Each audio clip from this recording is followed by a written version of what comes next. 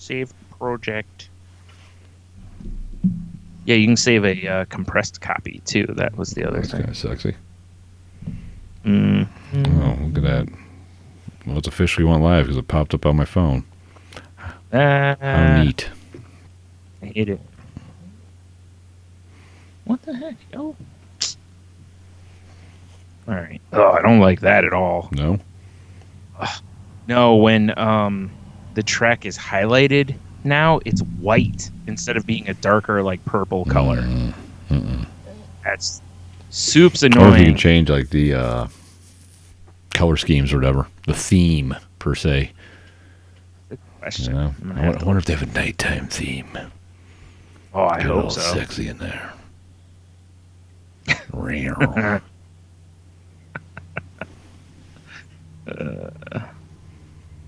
Extra menus, you say? Ooh, la-di-da. Some would call them bonus. Oh, this is all going to be stuff that I don't need. Probably. I should have... Oh, well. Oh, man. Mm-hmm. Oh, I should be tired. I slept like a goddamn demon last night. So good. Nice. All Nice. right. But, man. All right. Hop up here. There we go. Interface? Nope. Interface. Effects. I'm just looking for anything that, would change the look-see, but I am not finding I don't know if I can anything. get that Lucky Brian. Nope. Not unless maybe there's a plug-in or something like that. I mean, that's possible, I guess, right? Not a fan of the changing it to what. I mean, eventually it won't matter. I'll be used to it. But Well, yeah, fair enough. still. But first, there's more. Yep. I guess add another track now too. You know.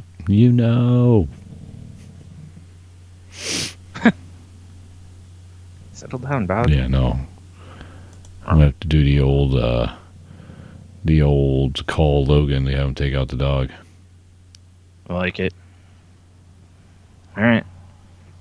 I think I'm all set. I'm ready to rock and roll whenever, too. I hope.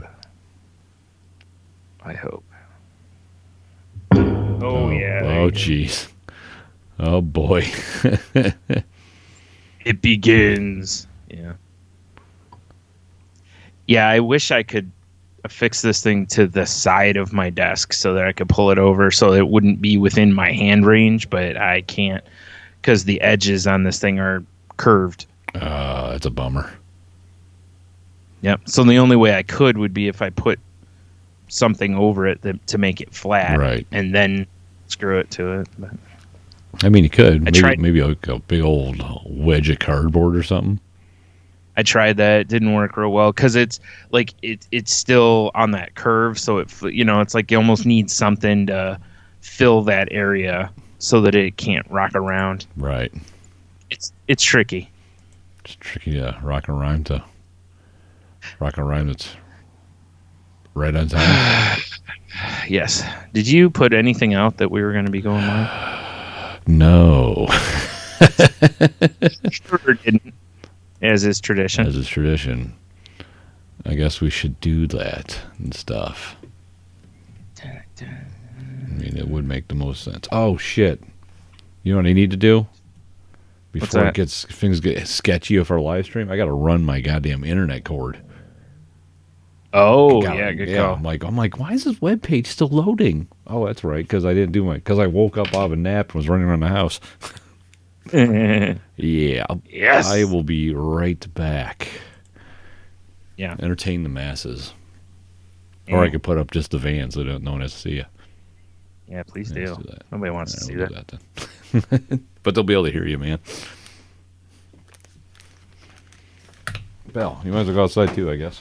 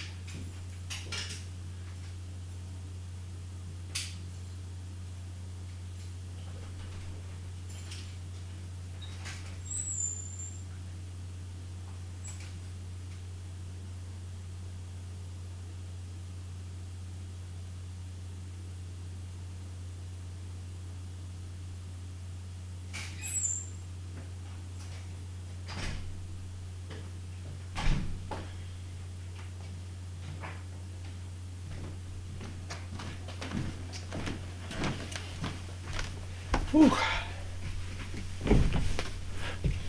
right, Brian. Everything is fired up now, proper like. Ready for me to pop open this theme music? Okay. How about now? You son of a bitch.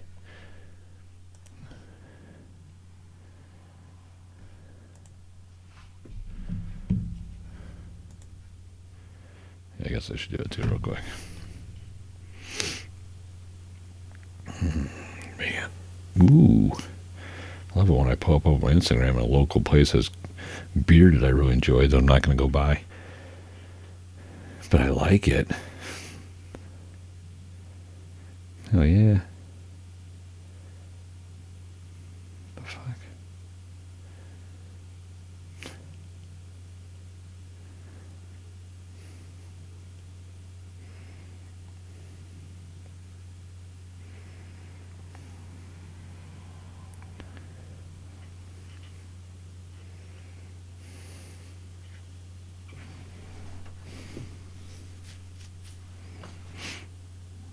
All the way to what?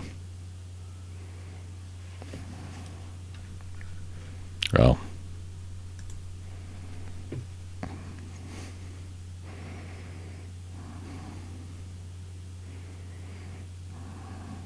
Alright, so let's do the old video. Hey there, guys. Brian and I are about ready to go live. Nah, I don't want to do a video. I don't feel like doing a video. But I'm doing a video. No, I'm not doing a video. What I am going to do is go like this. I wish you could. I don't like I can't zoom on Instagram. Sons of bitches. I know, right? Bastards. Boom. All right.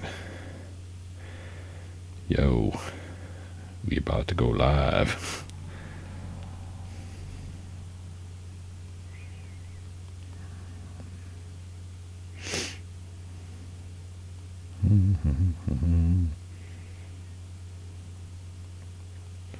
No, actually, we are live. I mean, technically. It's streaming.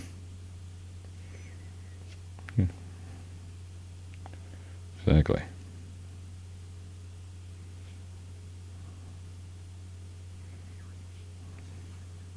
You like that shit?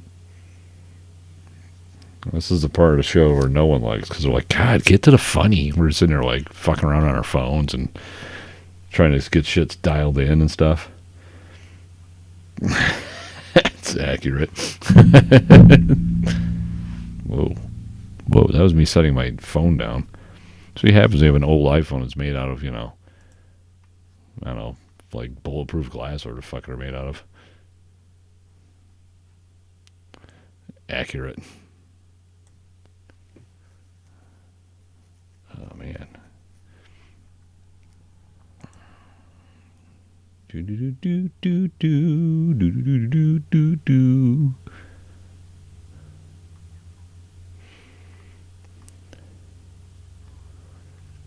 Now you all set? All right.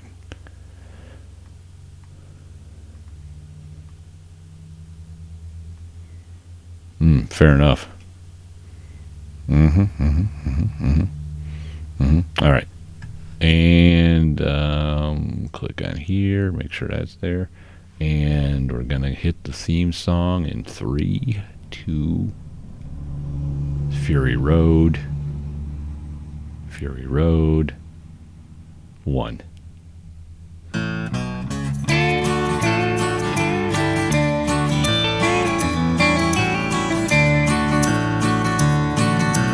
Welcome to the podcast from Temperance Town, the sexiest podcast of world renowned.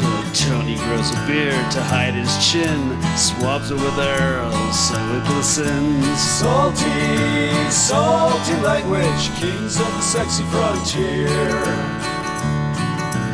Download the pod, you won't get enough of these dapper chaps talking deadly fluff in Hobo Gulch, they run a homeless mission, clanging and banging with the pentagram of kittens. Salty, salty language, kings of the sexy frontier. They enjoy their whiskey and local craft beer. By Odin's unkempt pubis, we give a cheer. Tony's a raccoon when he's booziest. Don't be a savage, be an enthusiast. Salty, salty language, kings of the sexy frontier. On the frozen tundra, they call it a lock. Tony likes to masturbate in a sock. Brian pisses rocks cause it feels so great. I still don't know who the fuck is Tate. Salty, salty language, kings of the sexy frontier. The boys will let you know when there's a due to male pattern baldness, they don't wear curlers. Stay salty, people, that's their closing line. And don't forget, have a beer, you'll be fine. Salty, salty language, kings of the sexy frontier. Salty, salty language, kings of the sexy frontier.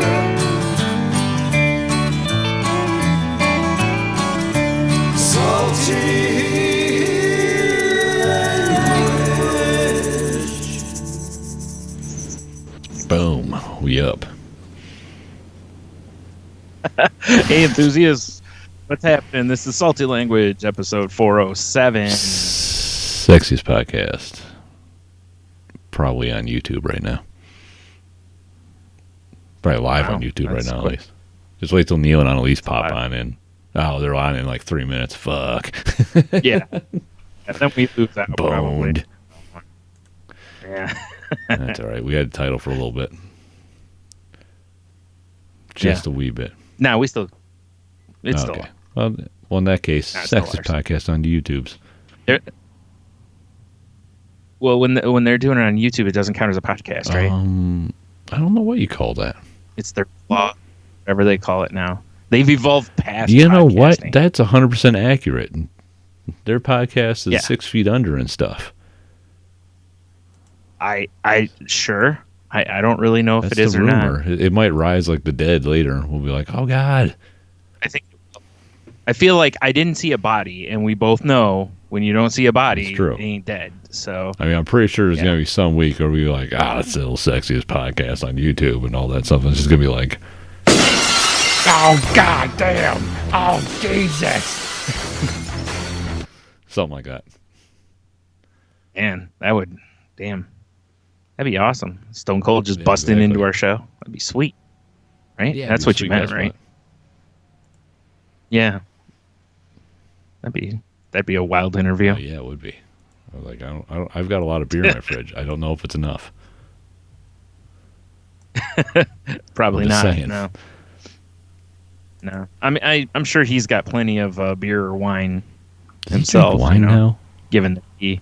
Well, oh, he does. Oh man, think of all the cuts when he smashes 2 bottles together above his head. Or is he drinking out of a box like a real right trash idiot? That would be great. Just slam two wine boxes together. Got 2 of those big white boxes of Franzia or whatever. Just dumping them down his face. Yeah. Yeah. Like, what is... Like, Steve, you're staying in the mat. Come on. I need to text my boyo real quick. Because my dumb dog's outside, you know. If you were here live watching us on YouTube, you would know the interactions I had with my stupid pets. Yeah, it was ever so enthralling. I should just call him. That's my favorite. Yeah, it does work out pretty well. Like, oh, what happened? Oh, exactly. Yeah. Look. What? Are you calling him or no? If I don't hear anything back, I'll call him in a second. I just didn't want to move forward if you were in the process. I was looking at something else. You'll just hear ringing all of a sudden. Yeah, that's probably true. And not what's going on in my ears, right. Yeah. What's that sound? Somebody have a dog whistle? It's the bells at King's Landing, Brian. So you're hearing. Yeah. Oh my. No spoilers, but we'll get to that a little bit probably. There will be spoilers later. I'm going to go ahead and warn people because shit. there's going to be a lot of fan outrage talk on this episode. Man, my knee is all fucked up for some reason. I don't know what I did. That's your knee, dude. Man, it's like it's like a toy gun. About it. You need some Tiger Balm on there. Like work bag. That stuff burns like a motherfucker. But it works. See? Well, that's how you know. It's true. It's like it's just like fire. That's how you know it's exactly. Cleaning. Yeah. But we'll get to that. That wasn't even intentional. It was just there. Oh man. So yeah. So here we are. Big exciting Friday night. That's actually my DJ name. Big exciting Friday night. That's kind of a long name. Still not as good as mine. Call me.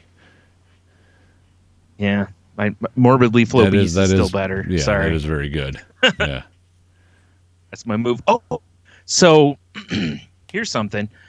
I was listening to Comedy Central has a podcast of the Roast Battle TV show, and usually they have somebody who's either one of the judges or one of the people who were one of the roasters, and they talk with them, and then in between the conversation, you know, they put in the roasts. Because it's like 3 rounds where it's like, 3 insults basically per person. And then the championship ones get 5. So it works similar to UFC, and one I was listening to last night had a guy named John Reap. Name sounds familiar. Okay, if you know who he is, odds are you know who he is either from he won a season of Last Comic Standing. It was a season with Lavelle Crawford, and I think Amy Schumer was on it. And like, I don't understand how you win when Amy Schumer's on it, but whatever. Well, I do. He appealed to the masses. But do you remember those old Dodge commercials where the guy's like, that thing have a Hemi? Yes, that guy. Okay, I've heard him on a podcast because they were talking about that. Yeah, because did he do the thing where he runs through all 6 of his commercials? One, he only has 1 line, but he's like, it paid for me to get a big house. That's fair. And he's done really well since. He seemed to be a pretty funny guy. But I was looking up his stuff last night on the YouTubes, and one of the videos is titled Beer Math, and I'm like, oh no. Like, did I unintentionally claim something as mine that wasn't, so I listened to it. Well, no, because I mean, this is from 2006, so he easily would have somehow either time traveled, went back and stole my idea. His time machine probably has a Hemi in it. Just saying. Yeah, probably. So he jumps to the future, goes, I like this Beer Math idea, goes back to 2006. Downloads an episode of Salty Language. It's the one. Just the one. That one. Yeah. Yeah. He's on Twitter and just scrolling, and he's like, what's this Beer Math? Loved it, so he went back. No, his Beer Math is a lot different than mine. It's also very accurate, but his has to do with when you only have X amount of dollars, and you're at the beer store going, I could get a 12 a Heineken, or I could get like 72 Milwaukee's Light, or Milwaukee Best Light, and I was like, we've all been through that Beer Math for sure. before, too, Mm-hmm. So I was like, okay. I was like, he's same title, different different contents or whatever. Yeah, both correct. Yeah, I mean, it's both beer math. It's both math. It's you have to go through sometimes when you're a drink. I mean, it sounds like math. It's very logical too. All right. Yeah, and if anybody wants to know what my beer math theory is, it's in one of the past episodes. I don't know which one, but I'll bet if I look, I can find it. It was probably in the title or definitely in the description.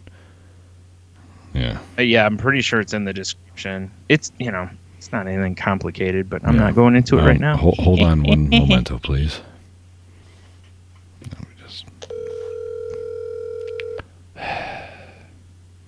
Never answers his text messages. Hey. Hello. Hey. Hey. Did you get my text message? No, Why not? because I'm not paying attention. I'm playing a game. Well, okay, when you're done shooting people in the face or whatever you're doing, can you please go out and let the dog outside? Or inside. She's already outside. Let her inside. Okay, I'll just do that now. I'm playing a strategy game. Well, the strategy is definitely let the dog in. Okay. All right. Anything else? Not as good as No, your daughter's response, but not even close. Yeah. That won't make a promo. not even remotely close. Okay. During the time you were on the telephone there, I figured out what episode it is, and it's episode 263. That's how long ago Beer Math was first debuted. I've had the idea in my head before that. Dude, do you know when Beer Math was first brought to a conversation betwixt us? No. On the night that I was oblivious at the Black Cloister, and I was also Really? obliterated. Wow. Yes. So the episode name is Vaginal Tingles.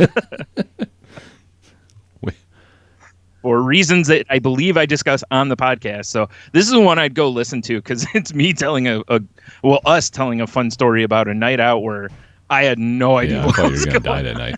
Especially going down those stairs at the attic. Yeah. Yeah. And so I was being hit on like crazy and by a very super married woman.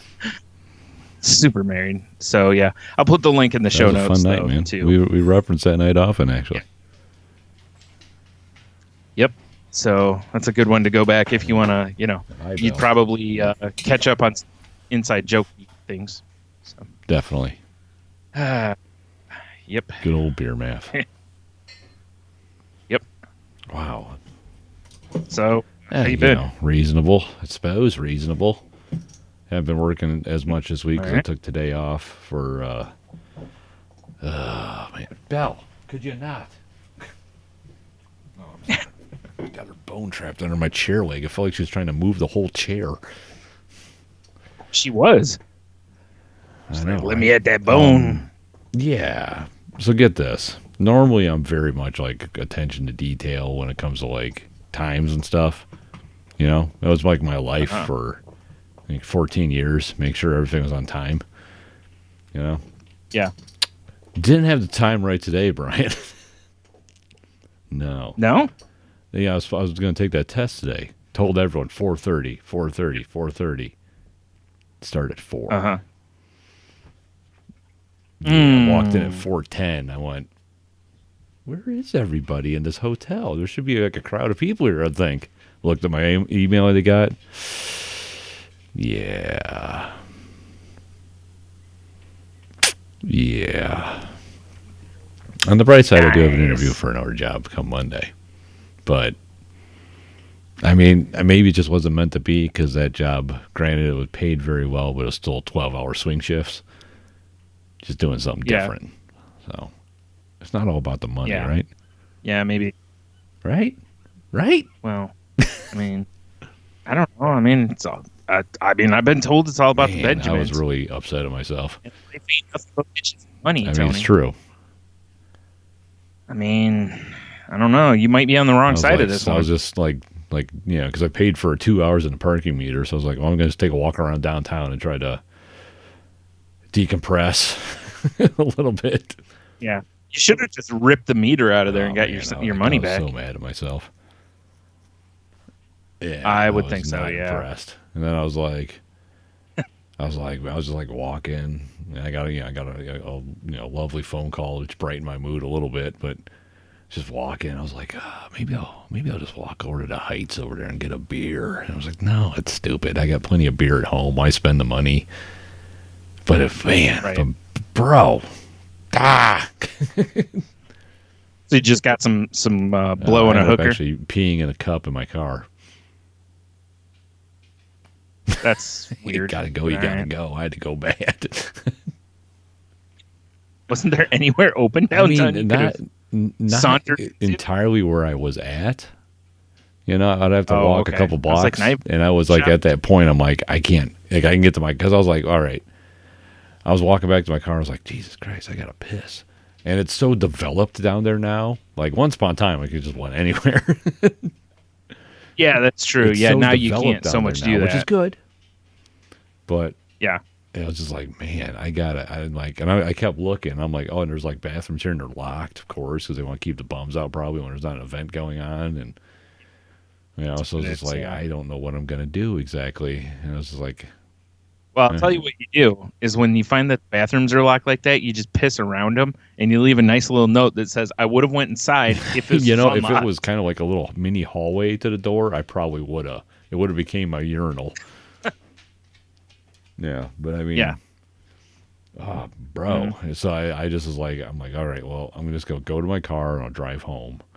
But by the time I got to my car, I'm like, I'm not making it. It's not gonna happen. But I had a coffee cup. Right. There's something to be said for always having an empty in the car. I hate doing that, but sometimes you got to whip it out in public and hope no one sees you. Yeah. Yeah. And sometimes you do it in your car. Exactly. Yeah. Get out of the playground, you. Oh, speaking of that, not whipping it out in the playground. Wow, that is the weirdest transition. When I was downtown, I was sitting on a bench. I was kind of looking at the river, like I should throw myself in there. I was sitting there just watching the water go by, and I look over. And I'm like, "What in the fuck is that?" There's all these like metal things that look like green tentacles almost coming out of the ground, and they had these like blinking lights on them. Yeah, and there's a little path going to it. So I'm like, I'm gonna go see what this is, right? Maybe, probed, aren't you? Because there's a big sign that just says it says it's an electronic playground. And there was like a big thing and it had a couple different games. I didn't play it because I was looking around. There's office buildings everywhere, and I'm like, I'm just gonna be some idiot out here spin kicking and shit. It was like I need my kids with me for me to really get away with this, or like 12 beers. I feel like I was gonna say I feel like Jesus will want you to try to kick that. Pretty sure you'd want you to. You just have to. I don't know what it was. I've never heard of electronic playground. I don't get it. Yeah. Either. Yeah. It was weird. It's just like a circle of like these rods of like these green pods on them. Each green pod had a metal, like a flashing light. I don't know. Strange, man. Weird. I should have documented it, but I didn't because I suck. I guess. Yeah. I hate it already. All right, go. So I looked it up. The electric playground. You're so smart, Brian. Is there a picture of what I'm talking about? There is not on the thing I'm looking at. I'm sure there probably is somewhere. I'm sure someone's taking pictures of it. Well, maybe not. I don't know.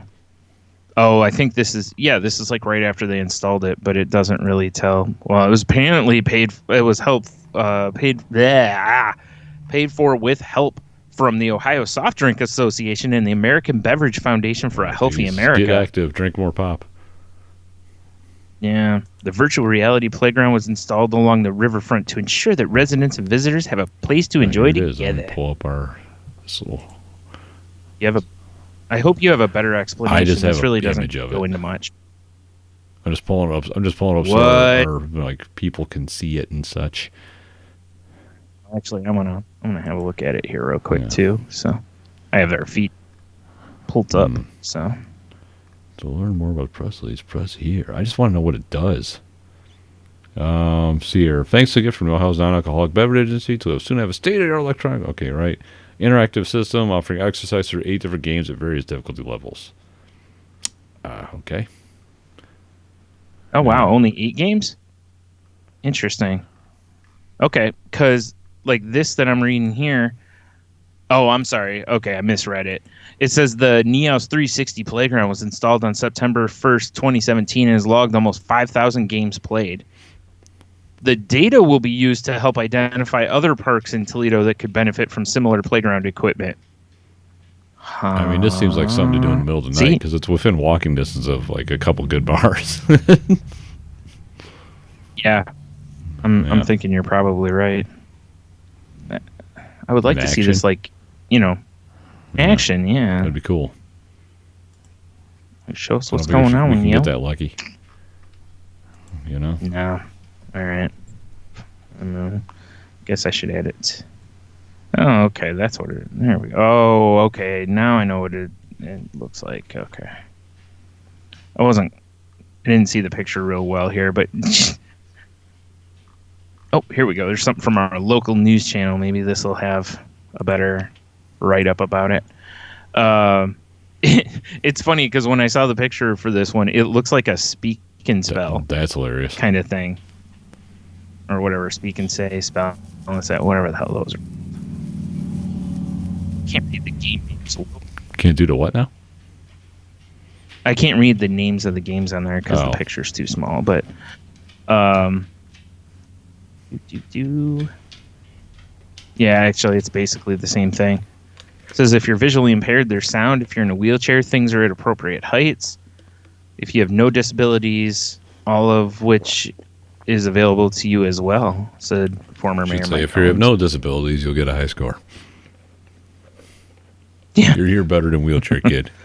You can only hit that low bumper. Oh, I'm sorry, not that Mike Collins. That was not the former mayor's name. Duh, I'm silly.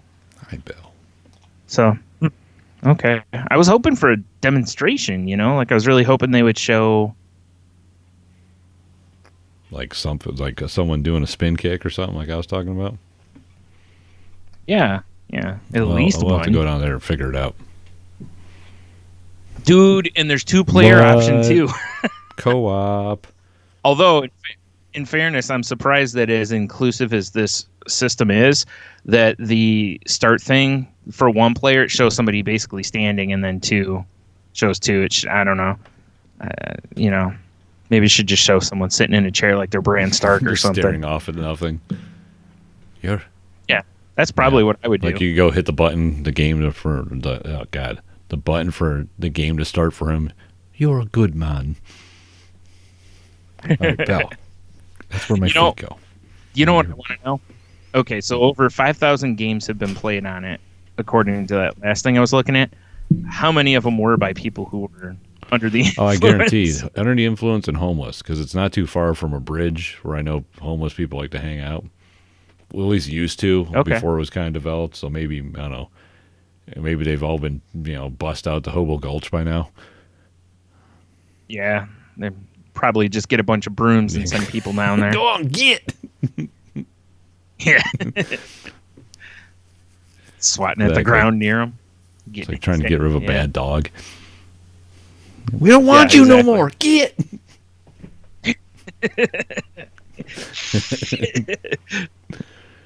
Yeah. That's all right. Well, that's weird. It is weird. Oh, it Yeah. caught my eye, that's for sure. I had Yeah. to investigate. But, yeah, I mean, today was kind of like a wash, basically. But, I mean, I've been, packing up stuff. I got a storage unit for my shit. I've been, Yeah. taking some trips over there. Referred you. They should be sending some monies. Uh-huh. If not, I'll go in there, strong arm them. Nice enough people that run that place, at least the 2 that I met, but can you not wear stretch pants and sweatpants when you're working that don't properly fit you anyway? No. There was Yeah. this one lady that I was just like, I'm seeing way too much of her. And it's just wardrobe malfunctions. It's not out of design. Yeah, it's not a good look No. for sure. No. Yeah, because one of the first times I was in there, I think I know who you're talking about, because the one, she was sitting down when I was signing something, and then she got up to make a copy of it, and I'm like, whoa, like, all right, I can tell out everything. Yeah. Yeah, It's some, it's a good all time. No. It was not a good time. No, I mean, if somebody wants to wear this stuff, I get it, but it's like, at some point, it also should be like, Like, you're running a business. maybe realize, yeah, like wear a longer shirt or something so you're not, Yeah. not showing off everything. I mean, or why wear pants at all? Yeah, I mean, just don't exactly. bother, You might as well, because I mean, I can already basically tell you how many hairs Yeah, you it's have. not a good scene. You It's like, Mhm. I'd say the same thing if it was a guy. Again, if I can tell your your religion without you Yeah, dropping for trowel, sure. you're being a little too tight yeah, there, Robert exactly. Plant. It's just like let's not, or let's, Yeah. but maybe CrossFit for like 6 months. I mean, Whatever. Whatever. I mean, yeah. So it's like I ain't trying to body shame. I'm just like dress appropriately. That's what I thought. For I your walked in, I was just like, ooh, like I understand being comfortable at work, but I'm like, I'm a new customer and I'm greeted by all this. You got to admit, when you work at a place like that, especially if you live on site, it's got to be really tough to not just wear your jammies down to work. Like just walking in an open robe in your boxers, junk hanging out of the hatch. Oh, sorry, got to tuck them in. It's just whizzing. Yeah, whoopsies. Yeah, the little rascal's got a mind of his own. Paper going, do you smell like whiskey? Ah, it's my coffee. Yeah, that's my robe. Yeah, I passed out in it last night. I dump it on myself all the time. Yeah.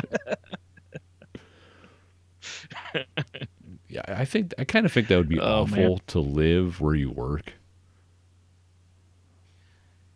Yeah, because even though they're like, hey, this is the office, this is the home property. Like on some of them, like I think the one we both use, I believe it's like right there. It's the same building basically. It's not like some of them where it is the same building, but there's some where it's like there's an office and then well behind the office is the house area, But it's like it's right there. So I imagine there's going to be some asshole going and pounding on the door, after hours instead of calling the phone number that's on the sheet or door or whatever it is, I don't even understand how you could do that. Like, I mean, how could you even feel good about being like sick and trying to call off? Like, I live here. Right. I don't think you get days off if what that's I'm saying? the case. Yeah. Right. Yeah. They're like, look, where are you at now? You're at home. You're just sitting seriously, throw yourself down the stairs and then, crawl into the place and just sit there for the rest of the day. Exactly. Where your jammies. Everyone else is. It's like a goddamn uniform at a storage place. Yeah. What would be great is if you walked in and somebody was just in like, a unicorn onesie or whatever, but they had like the business shirt on over vest. Yeah. That way, you're still looking appropriate. For show. Yep. Nice shoes. Yeah. Yes. Well, of course. That would be. Well, no, you're in a onesie. You don't need shoes. Gotta maintain that business casual look. Yeah. Oh, okay. Yeah. All right. Sweater vest, nice shoes. Yeah. Mm-hmm. Bow tie. Bow tie. Yeah. Bolo tie. Mm-hmm. Bolo. No, we're not doing that again. Not after that creep on Jeopardy that we saw. Right. Nice facial hair, dick. Yeah. Yeah. If you watched Jeopardy this past week. Yeah, you know what I'm talking about. Yeah. There's a guy that had one of those where it's like the mustache that goes down into like your chin that's supposed to be kind of like a handlebar mustache, but he didn't have much of a mustache. He just had tufts of hair to either side. It looked like something exploded in his face. Like burn away his facial hair. Like right. It was a bad look. And then a bolo. Yeah. With any luck, when he was like, going to fly back home, was bolo tie got caught in the escalator or something. Wow. Maybe that's what happened to his facial hair. That happened on his way in. Maybe. Escalator ate his chin face. Right. Yeah. Yep. All right. Yeah. His chin face. Could be. Damn, that would suck. Yeah, he had a really long, like, wizard beard. He leaned down a little bit, and when he did, he got, snatched up by... Yep, it's over, Johnny. And it was on. Yep. It's like, what am I going to do? I got to go on Jeopardy. Like, sir, we can get but we're going to have to cut only the middle part of your beard off. We're going to perform some sort of miracle, make you look like less of an idiot. Meanwhile, they get done, like, we did what we could. Guy was saying, meanwhile, the guy who did the cutting is a big Ra's al Ghul fan. Exactly. Calls every Jeopardy contestant detective. Yeah. Oh, man, that'd be good. Like, how'd you know the answer to that, detective? No. Yes. Detective. Yeah. Oh, man. Oof. Yeah. My week's been pretty meh. Like, it's been nothing really. The most exciting thing that's happened was, aside from us, finally hitting up the brewery up the street here, which we'll get to in a minute. was I've been wanting to take a chair out of the room I'm in currently and put it into my bedroom so that I can sit in it and play video games and stuff rather than sit on my bed, which has no back support and what have you. So I finally got that done. And since I already had a bunch of stuff yanked out of here, I went through some stuff, threw some stuff away, stacked things better and put things in boxes that I could close instead of just willy-nilly in boxes. Some just so would I can call move that them around. spring cleaning. Yeah, a little bit. But yeah, so I got all that accomplished, which was nice. Yeah, I still have more that I want to do because I want to move, some other stuff around in my bedroom so that I can, put the TV at an optimal place that in the event that I am in bed and want to watch TV, I still can do that, but also I can sit in the chair and you could game and lounge like a gentleman. Exactly. Yeah. So as it's meant to be. Yeah. So that and actually I do have something else that was really interesting. I got my first jury duty selection notice. I Hate Everybody t-shirt. Yeah, I did. Yeah, especially anyone who's not like me. Yeah. Although, in fairness, I feel like that's the wrong move now. I feel like wearing one that says "I love everybody" might be more offensive now. The way the fucking country's going. Anyway, maybe "I love everybody" and it just says "except you." There's a finger pointing at the person next to you. Right. Just got fingers pointing every which way. But so yeah, I filled that out. Something was really funny about that was that I actually had to put a stamp on the envelope to send it back. You think that? Yeah, most things that go through a government are postage paid. Postage paid. Yeah. But if I don't turn it in, I can be held. I forgot what it is. Not in contempt, but you can be. You can get like fined or jailed for not returning which is crazy. it. So, yeah, I was like, wow. You're just doing a civic duty, Brian. There's civic duty. I haven't been called for jury duty in a while, and I'm glad for that. Yep. Now that I said that, though, I'll probably get called. That's for sure. I'll make sure of it. Yeah, because if I go, I'll be like, who you should call. I'll make sure I get a freshly powelled domer and walk in with my combat boots on and stuff. Yeah. Naturally, yeah. Fit in with probably everybody else. Like, damn it. Right. I just figure I'm going to draw a pentagram on my forehead and walk in. Just see what happens. He's Jewish. That's the Star of David. I don't think that's how that works. Maybe he was tilting his head when he drew it. No. Yeah, that's the first time ever I've gotten one. So, yeah. It's a good track record, I had a good run. It's a good run. It's a good run. Good streak. Yeah. Yeah.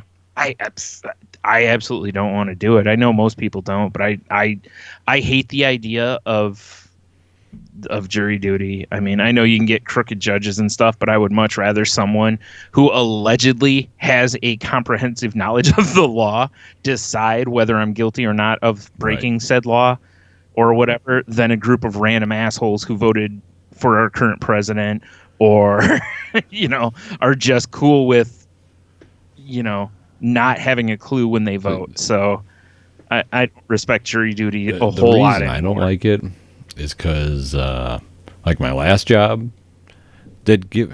My dog wants to lay on all my cords. They'd give you the day off, right? But it wasn't a paid day off. Jury duty you make like $3.50 or something stupid. You make enough to barely get a box lunch, Right. Yeah. Well, don't they provide lunch? All right. I was like, don't they even at least provide, what was it Rhode Island was going to give kids? Like a cold bologna sandwich or whatever. Oh, no. Sunflower butter and jelly in a juice box or something stupid. At least my current job, if you go, hey, I got jury duty, they give you a paid day off because they're like, it's your civic duty, kind of thing. Okay. Yeah.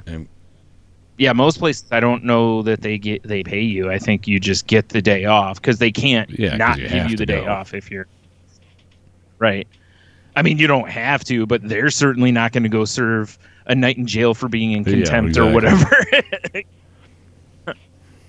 Like, listen, you either give me this day off or you give me another day or weekend off because I'm going to probably have a couple I'm gonna be in the minutes clink, in jail. the slammer. Yeah. Like, well, while you're there, can you hand out That'd be these great. We're pamphlets? actually looking to hire to fill your position. Wait, what? And we prefer people who've been in prison. Yeah. Yeah. Well, jail, I should say, not prison. You wouldn't really go to Pound me in the ass prison. federal prison. Yeah. And you are a bad man. But anyway, yeah. It realistically though, my biggest issue is that I don't honestly think I could Right. do it. I think my anxiety would get the best of me before I could even go.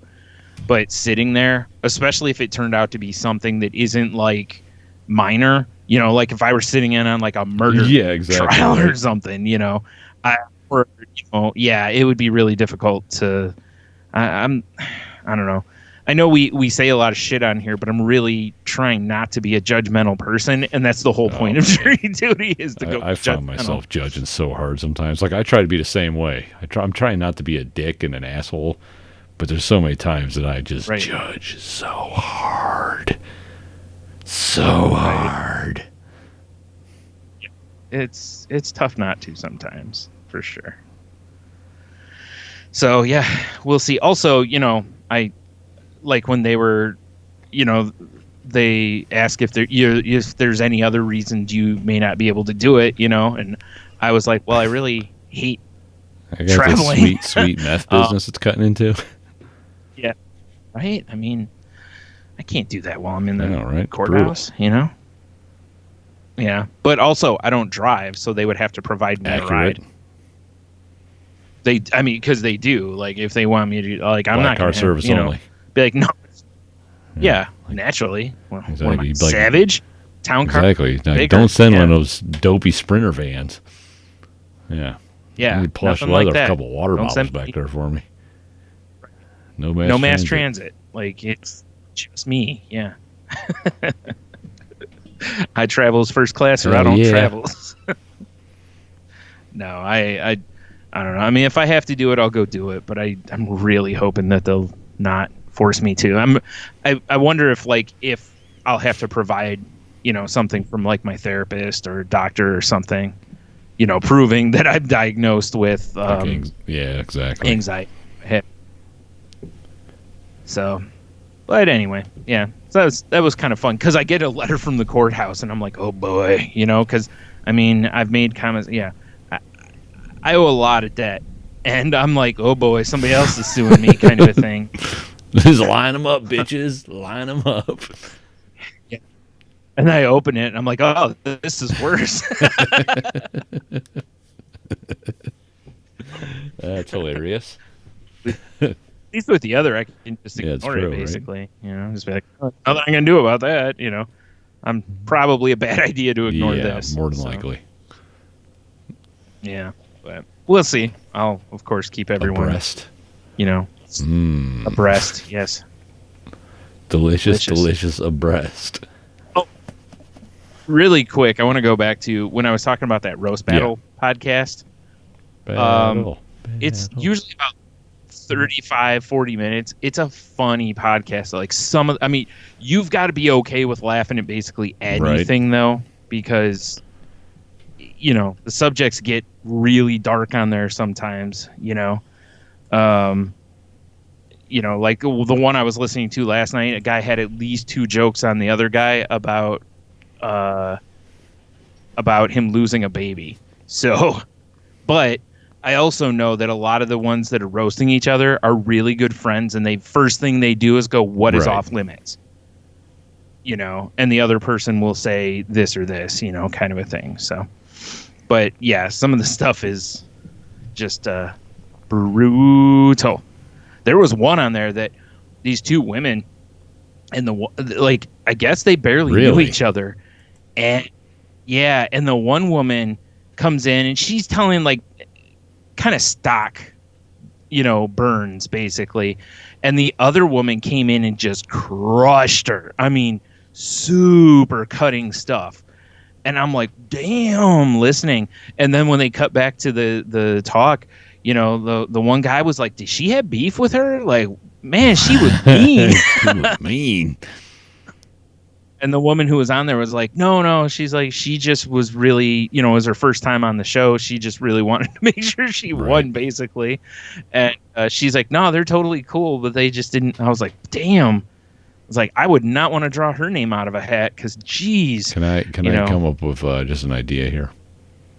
All right, you know how Doug Benson's got his, getting Doug with high or whatever, or Doug got moot, whatever it is. They're both. Okay. He has both. So you picture that, right? And you picture roast battle, right? So you get everyone on a roast battle just baked and call it the pot roast. Right. Right? If he hasn't already done that, I don't know what the hell he's doing with his life. Because he's not really a roaster. Well, no, that's but not his game. The gimmick, though. Yeah. Oh my God. I'm just saying. I really like that, though. I really like that. I'll tell you, we need to get that going along with. Well, it's not mine, but I mentioned about the drunk spelling bees. That'd be fun. It'd just be so much fun. Like, well, 2020, all the recreational weed stores will officially become available in Michigan, so the pot roast could be a thing. Yes, finally. Drunken spelling bee, though, we could do that at any time. That's true. Need, contestants. Mm-hmm. Well, because technically, you could make the parameters of the drunken spelling bee that you at least have to be legally drunk. Right. That's easy enough. He needs one of those breathalyzer gimmicks, and you can be like, okay, they're above the legal limit. You're allowed in. Right.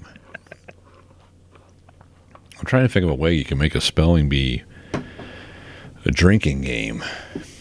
Obviously, you miss the word, you take a shot, but you kind of want the people to be drunk already, or at least on the edge. Yeah. Boy, that's a tough one, because my intention was basically people are already drunk, and then they get up for a spelling bee. But your way is not bad either. I kind of like the idea of doing something where you spell, and if you're wrong, what you do is you do it this way, and that when you get up, like if you spell it wrong, you drink, and you could either be a real asshole and go, well, if you get it right, everyone else drinks. Oh yeah, you could do that. Basically, if so, man, it could suck to be the last person going in the first round. Or you could have a double event. You have something that is a drinking game to start off with, and then the event ends with a spelling bee. Yeah, it's basically just a spelling bee all the way through. It's just the rules change. Like round 1 is if you spell it right, you don't drink. Everybody else drinks. If you spell it wrong, you have to drink. And then round two or 3, however you get to that point, is then it's the final. Like you take the top 4 people and spelling, or 6 people, whatever, in spelling bee time. I like it. And if you happen to make it in there sober, you just have a huge feeling advantage, doing anything like this, but add drunk to it would be entertaining. Like you could do like Wheel of Fortune and just make the puzzles really easy, but the people are smashed. I don't know. I think it might be more fun to make them really hard. So you remember I used to have the Wheel of Fortune home game? It's too bad I still don't have that wheel. That'd be sweet. Oh yeah. Those are easy enough to make. That's true. You can make a wheel, no problem. Yeah. Or I'm sure there's some sort of an app or something out there. I bet you if I look it up right now, like virtual Wheel Fortune wheel or something, or browse. Yeah. Well, the other move would be to do something like the Jack in the Box games. The suites that they have on PlayStation Network, or what? Where they've got just a bunch of different interactive games for like groups of people. You could do stuff like that too. But yeah, it could be good fun. The only problem is realistically, like you'd have to find a bar that's okay with this kind of thing. Because I could see where a bar might be like, we really don't want this. Too fucking because yeah, this is happening whether you approve it or not. we're bringing our own mic, and that would you're correct. It would be entertaining to get something like that going. You know. Mm-hmm. Yeah, it'd be really fun to do. We just need to get a brewery to get on board with us for sure, right? No, yeah. Sorry, I'm over here. Oh, here you go. Virtual Wheel Fortune Wheel is like one of the top ones. See, I knew there had to be something for like bar trivia or bar games, kind of a thing. I'm sure there's stuff like that, but this is kind of entertaining. This is website. Oh, here I should just boom, put it here. It's this website called Wheel Decide, and you can make your own wheel. And they just click. Oh, nice. So like this one set up is like, what are we gonna have for dinner tonight? Let me spin the wheel. Oh, there's actually an app that does something very similar. Oh, what was it? Fluffy Bunny Ash actually told me about it a long time ago. I forgot what I think. It's an app for your phone that I think you like tap a thing and it just randomly. I think you can tick off stuff that you don't like basically, but otherwise it'll just randomly something will pop up. Well, that's fun. You know. And then there's another one that I have called like Dinner or something like DINR or something like that. And it's basically like Tinder but with food. I kind of like that one. Yeah, so you go, let's make, whatever pops up, and you go, no. Oh, yeah, let's make this. And you swipe right. So I just picked on a random wheel because I had that category. And this is the What Should I Do Today wheel. Okay. Just masturbate like 12 of the spots. There's a lot of categories on this wheel. Today, Brian, I'm going to attend a new religious service. Who made this wheel? Who's the chump? All right, well, that's kind of fun. We could probably have fun with that at some point in our future. Donate blood, pick flowers. Make a wheels under. It is. Is it on there? Well, you can't. The cursor doesn't show up there. Oh, how about this one? What domestic beer to drink? Let's see what we got here. Well, let's spin the wheel. I should make this for my beer fridge. Yeah. You should. Budweiser, piss off you. Piss off, Ghost. Or use it at the end of your episode of All the Beers Pod. Idea. Just be like, boom, hit it, and be like, next time it's this beer. I kind of like that. And I mean, you can always change it if something comes out that you didn't expect or something. That's a fun idea. Well, I was thinking about doing a video element to that. I'm actually, so I'm glad you brought up the All the Beers podcast, Brian. Yeah, well, I bet you are. Yeah. No. with all the nonsense going on in my life currently, I still have one episode for us to put out, but I'm gonna put it on temporary hiatus until I get till the dust settles a little bit. I'm just saying. I don't know when I'm gonna be able to record it, and it's just been. Well, I could help you with that. I have room now where you could sit here and we could record. Enough. Okay. If you want to do that, but or if you just want to do that, I mean, I could stay the hell out of the way. I'm trying to decide if I'm like what I'm doing with all this stuff right here. Yeah. Understandable. Goddamn disaster. So really quick, you mentioned that with beer, and it reminded me of I saw something. I don't remember how I stumbled on it, but apparently Bloomberg had an article they put out on March 1st that talks about how the beer industry is on the decline now. Craft or in general? In general. Where is it? It says U.S. alcohol consumption dropped in 2018, the third straight year of declines. The main culprit is the beer slump, with consumption of the classic American adult beverage down 2.8% since 2015. That's despite continued growth for craft beer, which saw consumption jump nearly 15% in the same period. And where is it? There's a little graph here that shows basically. I think a lot of it they're pointing out is that it's like people are moving away from cars still. So all these drinks now that are coming out that are low carb, zero carb, like the seltzers. And I've read now, well, what was it? Was it last week or whatever, where we talked about that beer that's non-alcoholic? Right. Like there's more of those starting to pop up, and there's more non-alcoholic like mixed drinks and stuff starting to show up. Like there's bars starting to open that are completely non-alcoholic. I actually just saw something earlier today, I think on my news. It was like I was talking about a non-alcoholic like tincture or whatever. Like it was like basically a cocktail that's they made for designated drivers that's supposed to like pep you up. Oh, that's interesting. It's I mean, as long as it's not just a Red Bull, it looks like that. I should have told the news story, but it's just like I just kind of caught my eye. I was like, oh, that's kind of cool, and I moved on with my life, Yeah. Yeah. Huh. But it also shows on here that there's a decline in drinking for millennials and Gen Z consumers. It kind of doesn't surprise me with the rise of recreational marijuana and all that. CrossFit stuff. Oh yeah, too. Yeah. I was just thinking of stuff like CrossFit because, like, was it with you? I was talking about with like the new crop of wrestlers. Most of them aren't into going out and getting hammered and drugs and all that stuff. Like they go back to their rooms, they read, they do CrossFit. It's like it's about taking care of your body.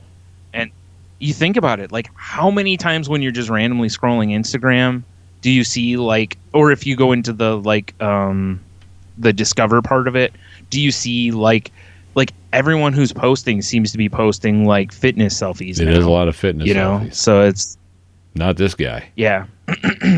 Beer selfies. No. Right. We'll be the last man on Beer Mountain. Right. Probably not. So yeah, that's I just thought it was kind of interesting, especially like you said, like since it says in here, that craft beer is on the rise, but overall beer is on the decline, which is really interesting because if it is the carb thing, you'd think craft beer would start taking a big hit from that. Because I mean, it's not low carb at all. That's like the thing. Like me when I was Johnny Keto, the Keto Kid, I still drank beer because I couldn't because I like it. Yeah. That was the one thing I couldn't shake. And even when I was like, all right, I'm going to be good today, I would end up getting like a mixed drink, like a tequila and seltzer or something. And, but I just can't stay away from delicious craft beer. Yeah, I agree. I actually, after we went to that brewery the other day, I'm realizing I think that IPAs and my stomach do not agree. And it really sucks because, anyone who knows, I enjoy the IPAs. So I may have to switch away from them to, more other types. Preserve yourself, eh? Yeah, they kind of tear me up afterwards. That's unfortunate. So in this article, there was another thing that a guy mentions, which is that him and his friends, he said if they're playing beer pong or doing whatever, that they'll go grab a 30-pack of Natty. But when they're out at bars, he drinks liquor because it's more bang for the buck. I mean, I guess that makes sense. Which I get. Well, think about it. If you get a whiskey, it's, like around here anyway, most cheap end whiskeys are about $6 for a pour. And, in order to get the same hit from that whiskey that, from like Budweiser, you could have like 3 of them? Yeah. I mean, it's similar money, but, I don't know. Especially like when we go to the Stube, though, and fucking pours a bullet or 3 1/4. I mean, that's easily more bang for the buck than you say any you can't beer really pass up that price. No, because like I said, in beer, the beers you'd need to put you in that kind of place would be higher octane, essentially, if you're only going to have 1 or 2, and you're not getting those kind of beers at 3 1/4 unless somebody messed up big time, or it's a mixed for sure, sale. Right? Or they're trying to blow a keg. So yeah. So anyway, there's this is something I think is cool. Like they give you the choice on their site. Like there's no video at the top of it, but off to the left, there's a little thing that says "Listen to the article." That's interesting. Yeah. Yeah, or you can read it, which I've been scrolling through. I kind of scrolled through a little bit before, but there were a couple things I had missed. But yeah. So yeah. It's kind of an interesting article. If anyone wants to read it, of course, it'll be in the show I've been, notes. I guess kind of along these lines, not really, but kind of. So I started doing CBD oil this week. And, I mean, I'm still hard-pressed to decide if it's working or not, per se.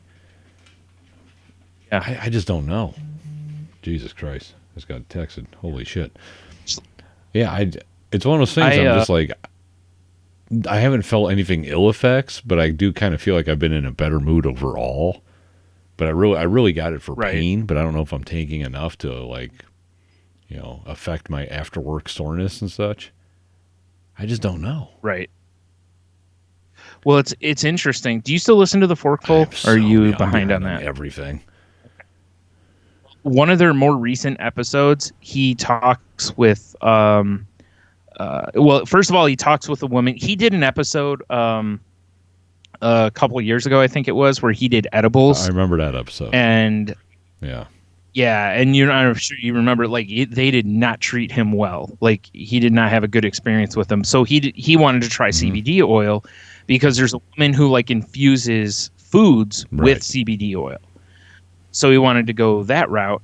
And, you know, so he talks with her, and then he also talks with someone who's, you know, like a researcher on the topic and whatnot to kind of see, you know, if it's all, like, you know, like a lot of supplements claim that they'll do this, this, or this, and really it turns into either they don't or it's a placebo kind of situation.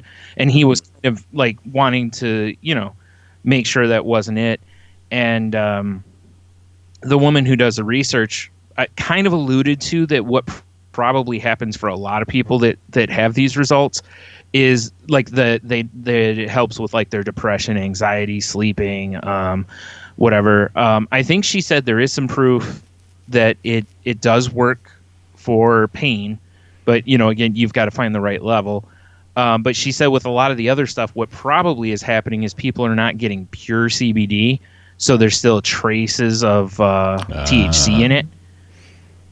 And by getting even a little bit of THC, it can relax you, which allows you to sleep easily. Yeah, it gives you, you know, your anxiety would go down. You'd probably feel a little better depression-wise, and you could sleep. So she said right now there's the research on it's still pretty gray because there hasn't been a lot done on it yet. You know. So I was curious to see, you know, what you had said about it too, because that was something else the woman that does the infusing was talking about. Was she said that there's different levels of it, and like what she gave Dan, the host of that podcast, was a lower level. She said she's at like a 10, which is a higher like level. I bought the stuff that was lower level because I just didn't know. Yeah.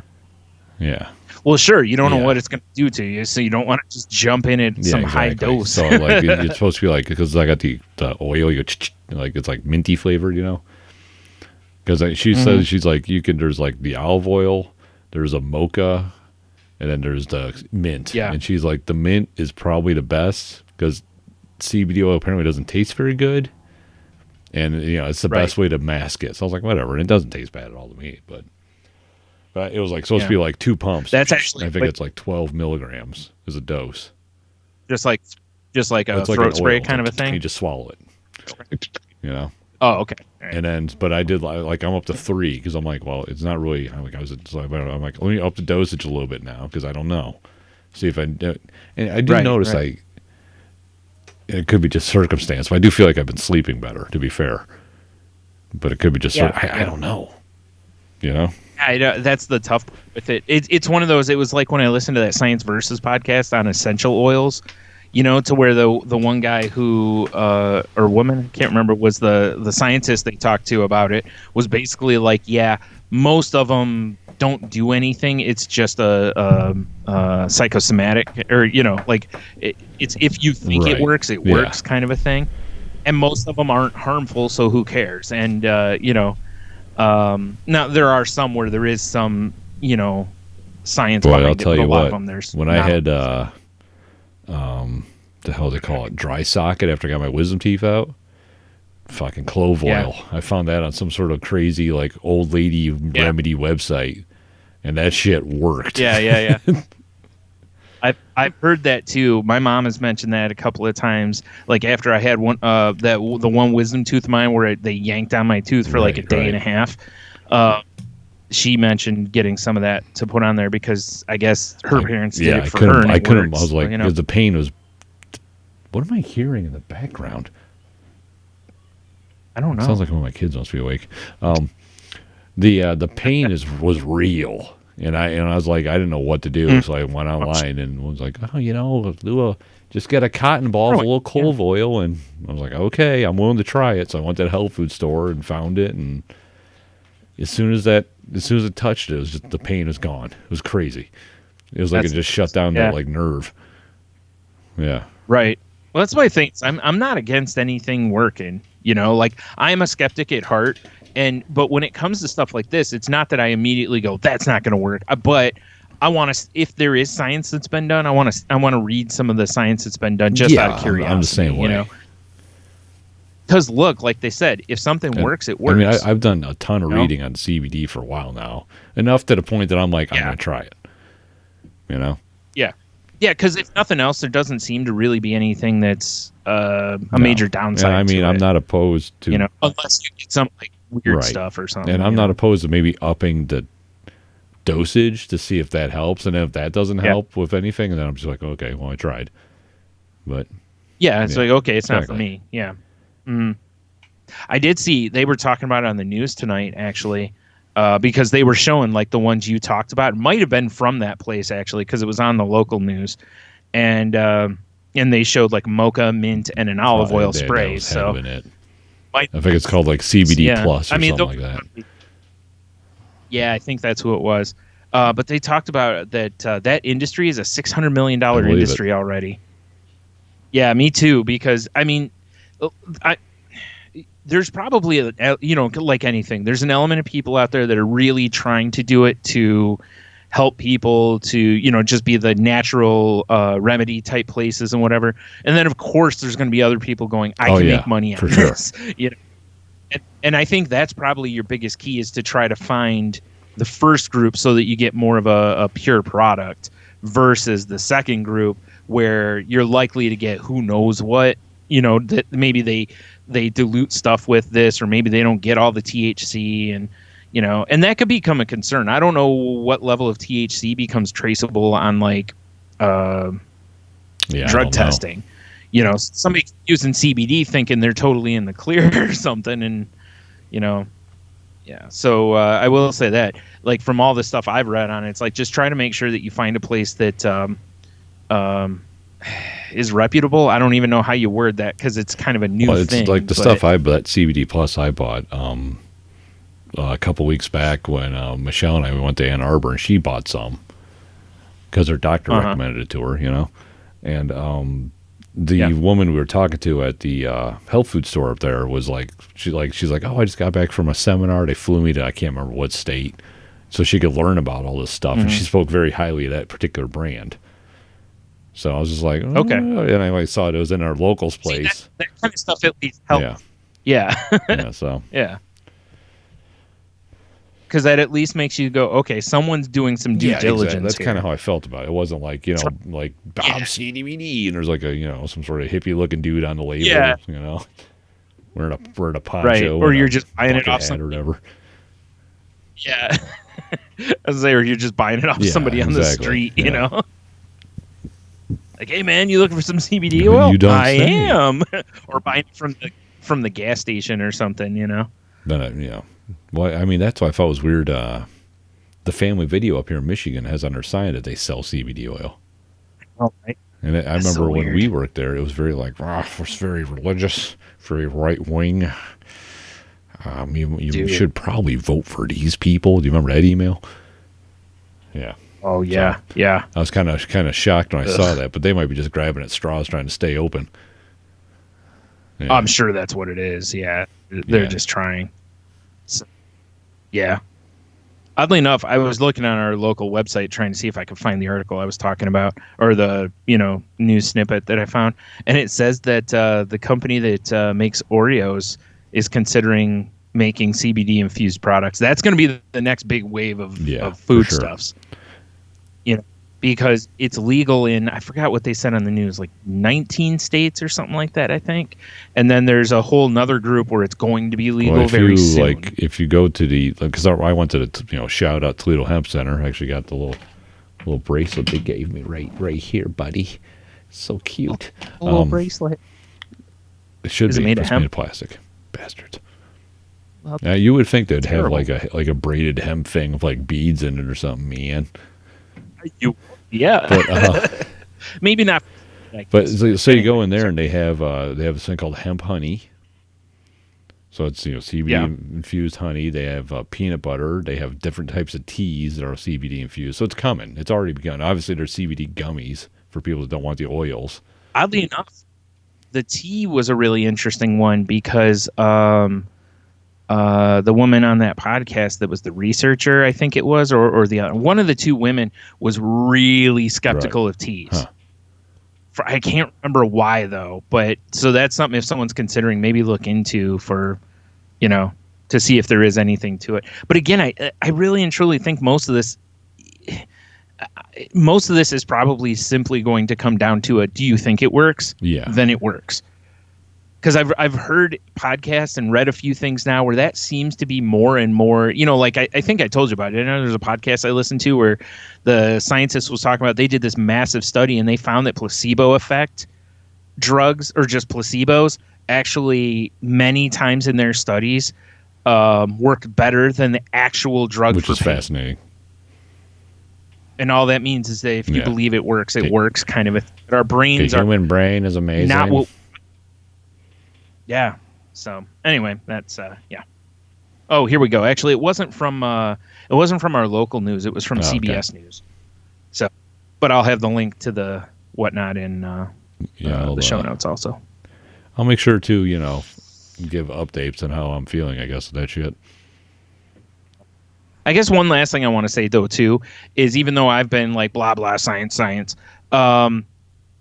is something I remember Heno and Angela stressing on Angela's awesome podcast, which was a really good point, which was just because there's been science done on something does not mean that that's the end all be all on it. Yeah. Because a lot of times you got to look at who funded the study, what exactly were they looking for, because they may be looking for something different and they just sort of noticed this to where it would then need another study to fully vet that out. Or my favorites when they just bring up their points they're really looking for. Yeah. Yeah, exactly. Yeah. Yeah, our study confirmed what we've been saying. Yeah, but what about all the dead whales? Well. No. They were going to die anyway. They just didn't know it. Your curiosity is what's killing them, that's the shirt they market. Curiosity killed the whales.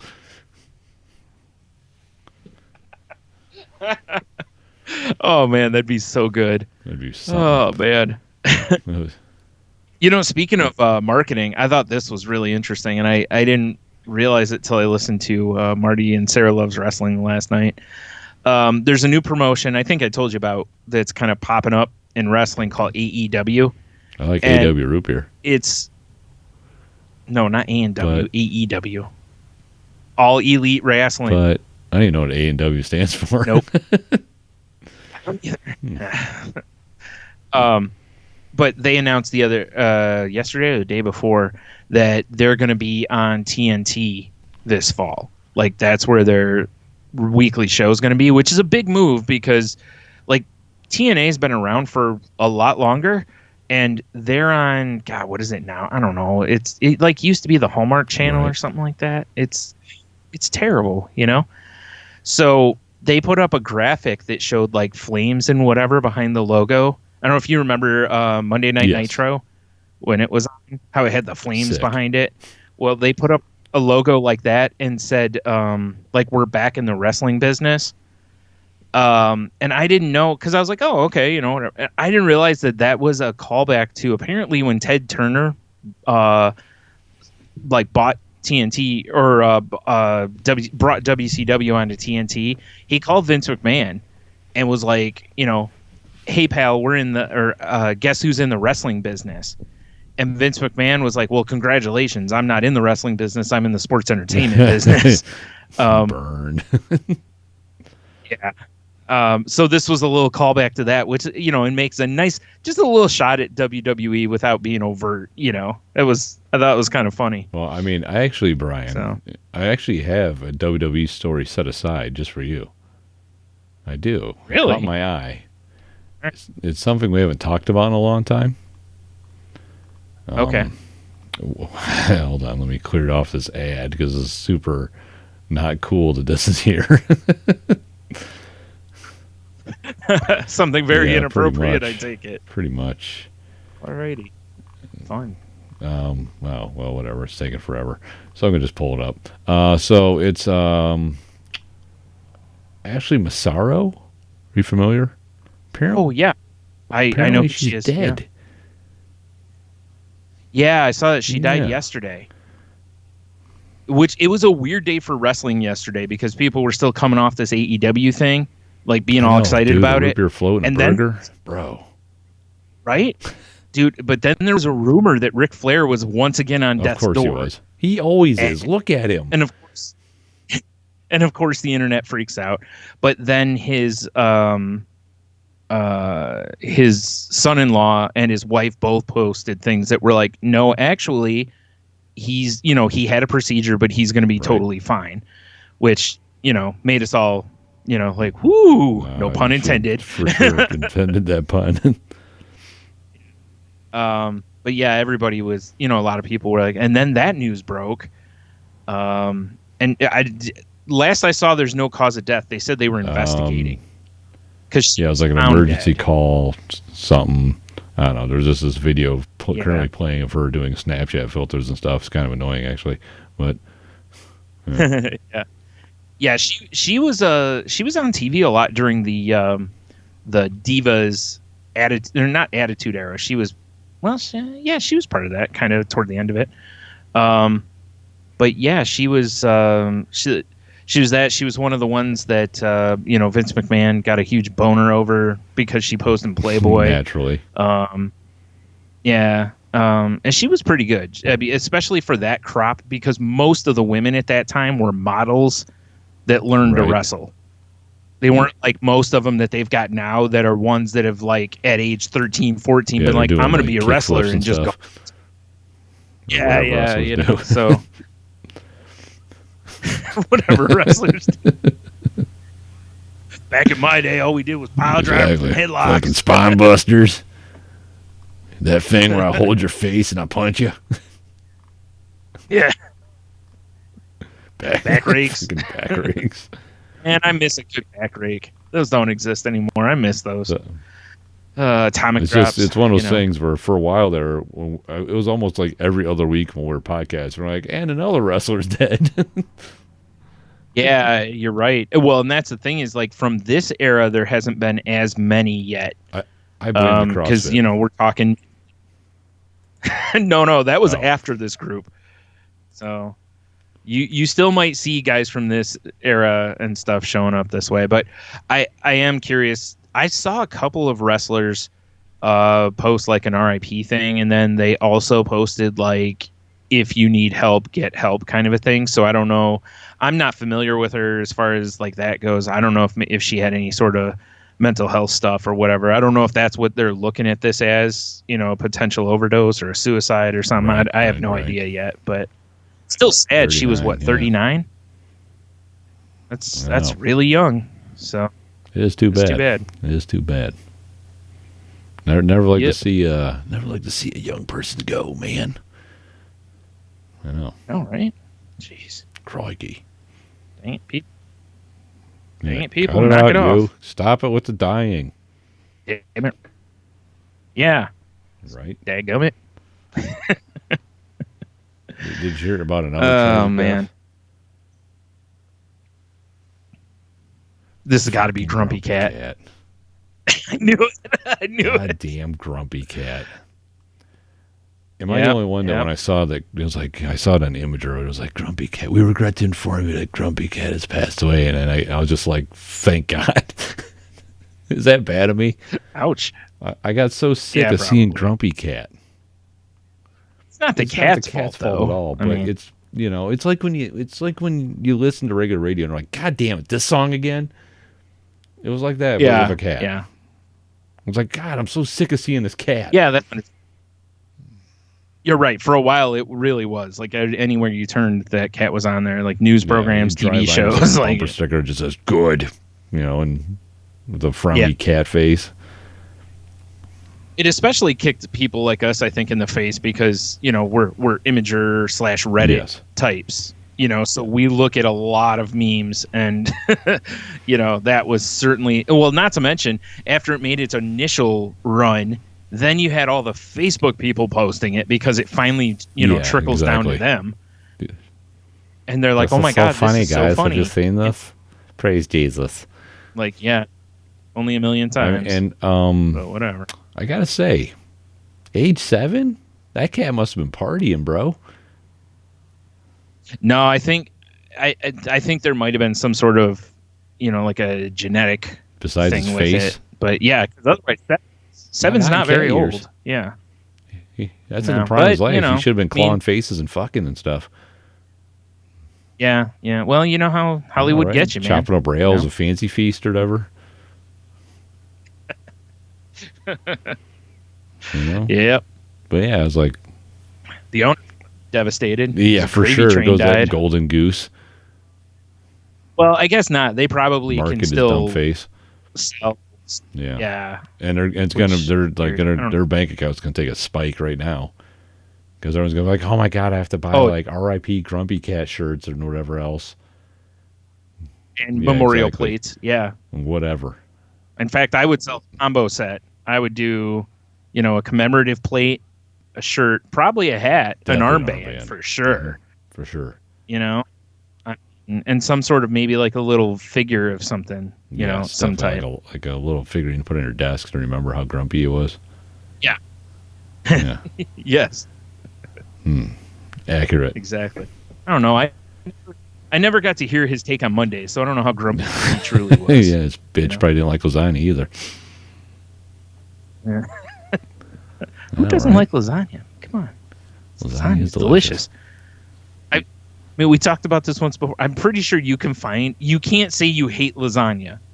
Like, I feel like you can say you hate a certain type of lasagna, but as loose as people are with what constitutes lasagna now, with all the veggie noodles and different random things, just using strips of cardboard or newspaper, whatever it is these people are using, these keto weirdos. I stand by what I said. But, it's like, I think you could find, or like, what was it? We talked about doing was it a hamburger one or no? What was it? Man, we've talked about so much dumb shit on the show. Remember? There's something I've been wanting to make is I want to make a taco lasagna using tortillas. Yeah, that works really well.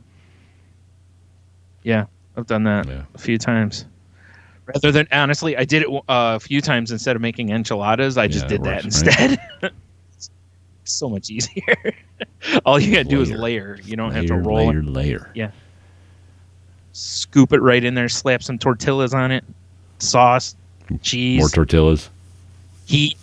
More tortillas. More cheese. Beans if you're crazy. Yeah. Maybe some jalapenos. Probably 2 or 3 Modelo's still in the bottle.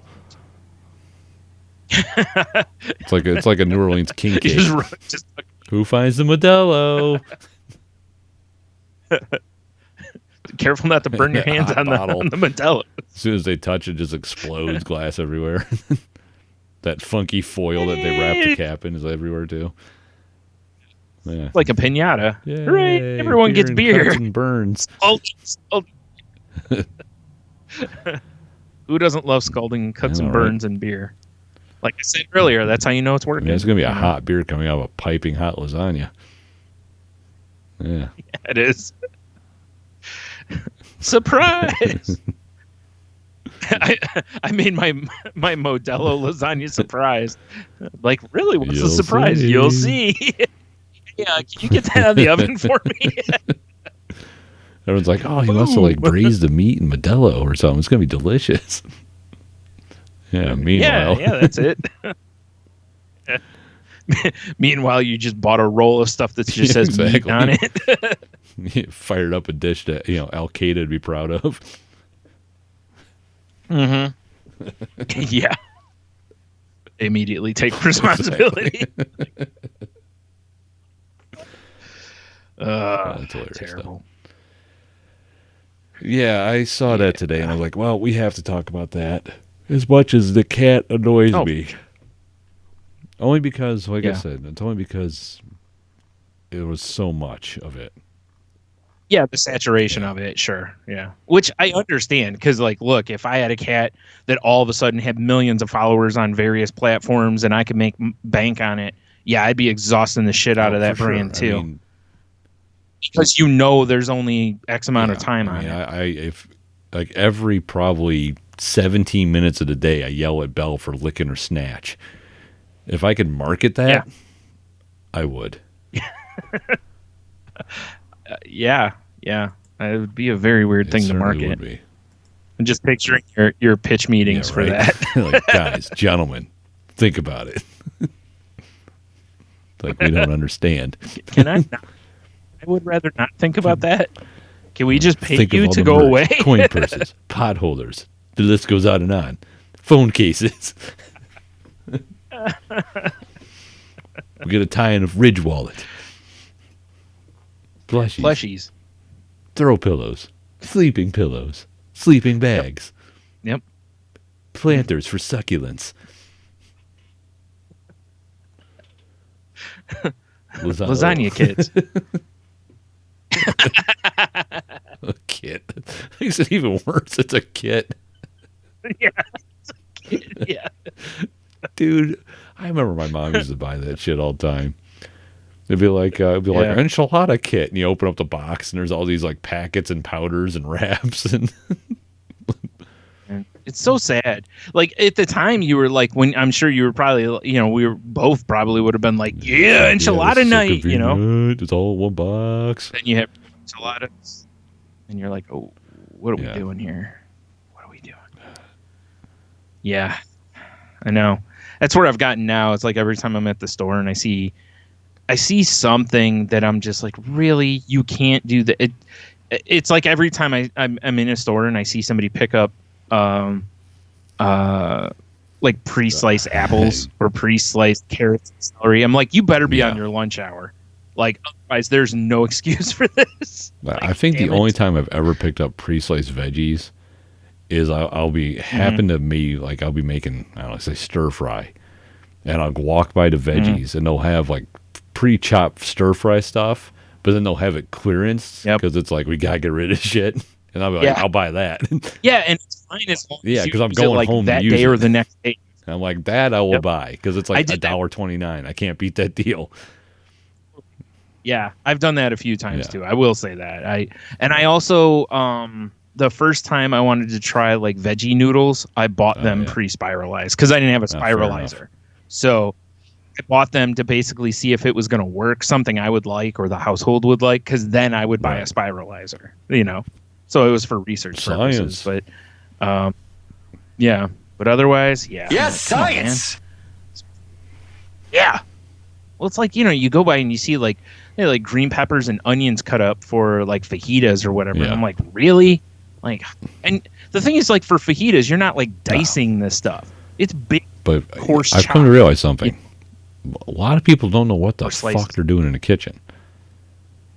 That's why that was my life goal, to make sure my kids did. Yeah. Yeah. Yep. And we've talked about that before, how we feel that you should cooking is something that, or better yet, for your loved ones. Even if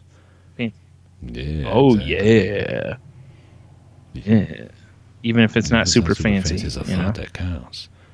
You want to get those undies /wet/ tinted, whatever you're into. Yeah, make a meal. And then buy one of our lasagna kit. Harry Hobo's lasagna kit. Just some dirty, filthy savage holding a garbage can lid of lasagna in it. Oh my God. Dude, that is so our food brand.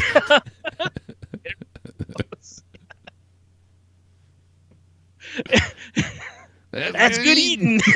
Exactly. Oh shit. Oh my God. As soon as you said it, I pictured it, So good. Just in a dirty like apron. Yep. Fingerless gloves. Do you know what image popped into my head? Oh, of course, yeah. The first image that popped into my head was, instead of it being that way, would be like a garbage can lid, and then on it was his head with like an apple in it.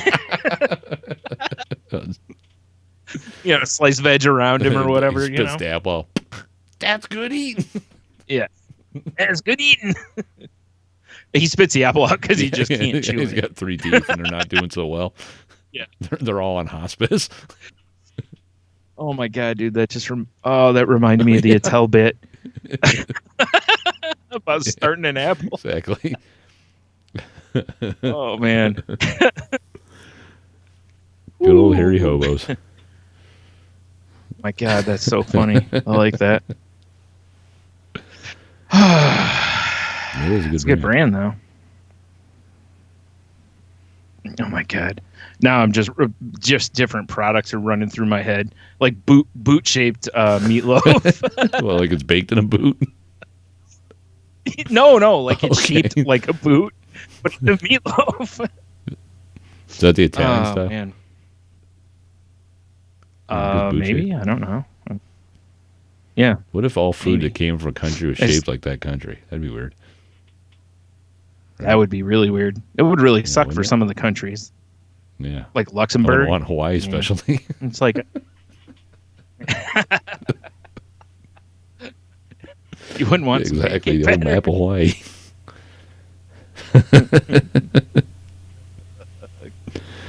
Oh my. Oh man. You know what's gonna be funny is it's like we'll talk about this with like the pre-sliced food or whatever, and there is going to be a time like in the next week or so that either we or someone we know will be buying it. And they'll look at it and they'll feel bad about themselves for a brief second.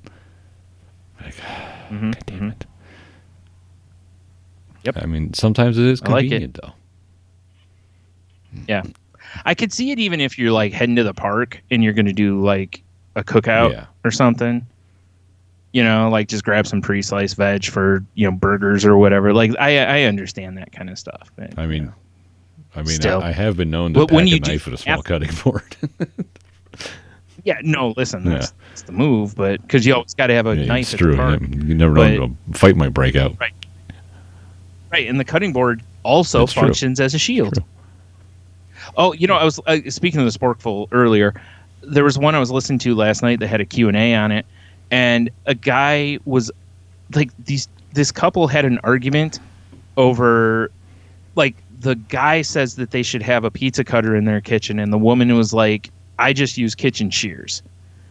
And they were like, which one of us is right? And one of the women that was answering questions was like, just use a chef knife. I mean, that's true.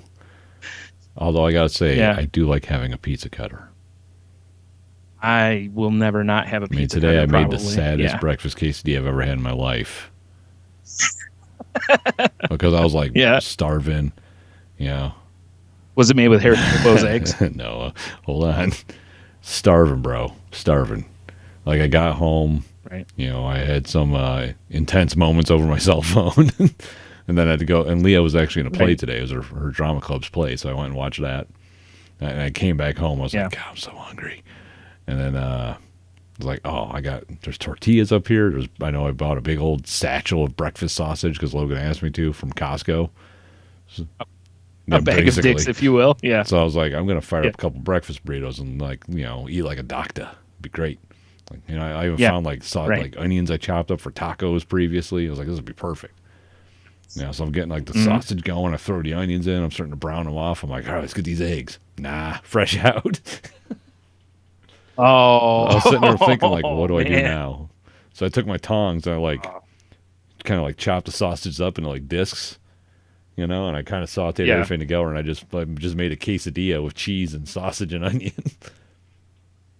It wasn't terrible. That's not terrible. I made it work, but that's where the pizza cutter came into play. Because I don't know if you ever tried to cut a quesadilla without a pizza cutter. You feel like a real idiot. Yeah. You can do it with a chef knife, but it's so much easier with a pizza cutter. Zing, zing, zing, zing. The Italians know what's up. That's why it's like, that's something I'll probably. It's one of the few. I mean, I don't know if it's a unitasker or not. It kind of is, but it kind of isn't at the same time. I mean, clearly you cut a quesadilla with it. So fresh pasta with it before. You know? Oh, that makes sense. Yeah, I don't so much make my own Yeah, pasta. it's definitely got its use. It's a fucking circular knife that rolls. I mean, let's be honest here. How badass is that? And you could always use it as a weapon if need be. And I like to like spin it. That's why I always and then like move it around like I have a saw hand, like that's cool. I think almost anyone using them at least once does it. I would guess probably more for men sure. than There's women. a brief moment where you feel like you kill a robot. It's pretty cool. Yeah, especially when you're a kid. But I also still do that. Yeah. So almost every time, if I pull it out of the drawer, and the first thing I do is spin and then that. You wield it like a weapon. If anyone asks, I'll tell them I'm making sure it's clean of debris. And properly lubricated for prime pizza cutting action. I'm pretending. Yeah. Right. I'm actually pretending I have a saw hand now. So. Wouldn't have it any other way. Yeah. It is crazy to me how people like on the Sporkful, how when people ask questions, like it's amazing to me what couples will argue over when it comes to food. Like some of it makes sense. Like one that was on the show was about leftovers. You know, like the woman says that when she orders food, she generally also is essentially looking at half of it as her next day's lunch kind of a thing. And whereas her husband was raised, basically, if it's in the fridge, it's fair game. Accurate. But she also pointed out that isn't a two-way street because he never has leftovers. So, and the compromise was good. The woman on there, was like, maybe ask, like if she says it's cool. If not, respect it, sure, kind of a thing. Or do like I do, which is if there's leftovers in our fridge, I usually will give people about like 2 days. If at the end of 2 days it hasn't been eaten, I assume it's then fair game. That's fair. And I will eat it. I mean, so yeah, because at that point, I'm just cleaning you're up. just I'm maintaining not proper fridge levels of food. I don't want food to be thrown away. Yeah. So, it's it is so crazy to me how like that though, that people will like get into arguments over stuff like that. When it seems like a really simple fix most of the time, but it is what it is, I guess. Whatever. Like there's better things to argue over. I agree 100%, my friend. Yeah. Yes, Here's sir. a quick question for you. Well, I mean, by the time we're done with it, but and this was on the Sporkful episode too. Do you tip for takeout? Not usually. Sometimes I do if I'm feeling guilty for some reason. Yeah. But generally, no. Yeah. Okay. I don't either. And I was curious about that because I actually think a lot of the reason people do take out is so they don't have to tip. Sometimes it's because you're already out and you're just going to grab something on the way home. But there's sometimes I think people will do it or to get it faster, like up here or most places. If you order a pizza and go get it, you can get it way faster than if you have it delivered generally. Like if I call a place up the street here and be like, yeah, delivery, they'll be like, oh, it'll be like an hour. It's like a 3 or 4 minute drive, and it's like, okay, in like 10, 15 minutes, I can have it. So, for that, I get it. But yeah, it was interesting listening to the people because the one woman that they had was like, I always tip because I worked in the service industry, basically. And the other person also worked in the service industry, but said she's like, they're not doing anything out of normal for me. They're handing you a bag typically. Yeah, she's like, they're not recommending me stuff. They're not, bringing me drinks and foodstuffs. They're not, and that's honestly, that's how I've always kind of felt about it. I'd be more inclined to tip if it was like when you go to like some restaurants have like curbside. So you pull up and you're like, hey, I'm here, and they'll run the food out to your car. Like I'd be more inclined to like, throw that person that ran the food out a few bucks. See, I was going to ask that next because a lot of places, whether it's fast food or casual dining, are going to that. So where you can use an app or a call ahead of some sort and then just sit out in your car and they bring it to you. And it in my head, it's like it's weird because I think a lot of it with me is just, do I have cash on me? But Because like when I go pick up my groceries, I tip the person who brings Right. the stuff out because they also That makes load the sense. car. I always help, but like, so in my head, it's like, and they're not technically supposed to take tips or well, they can, but you know what I mean? Like, it's not encouraged, basically. Which I think is I would bullshit, but that's is trying to keep you from making money, but because they can't figure out a way to get a cut of It's a it. gift. Yeah. Yeah. Like, oh, oops, I dropped $10 on Yeah. the Whoops ground. daisy. No. Whoops. Oh my goodness, daisy. I can't pick that Yeah, up, that's and I'm crazy. leaving. I don't think it was mine anyway. I think that fell out of your pocket. Right. But for most of the curbside stuff, I haven't even thought about it. But it is, as stuff like that changes, because like any sort of delivery, people will essentially tip for. Like even if you have like DoorDash or Uber Eats or whatever bring food, a lot of people tip. There are a lot of people who don't, which is Right. interesting. Because it makes me wonder if those same people tip pizza delivery or not. Because it's the same thing. Except that in the Uber Eats situation, that person probably had no hand in making your food. The person delivering it from pizza places may have also made the food, but probably didn't. But still.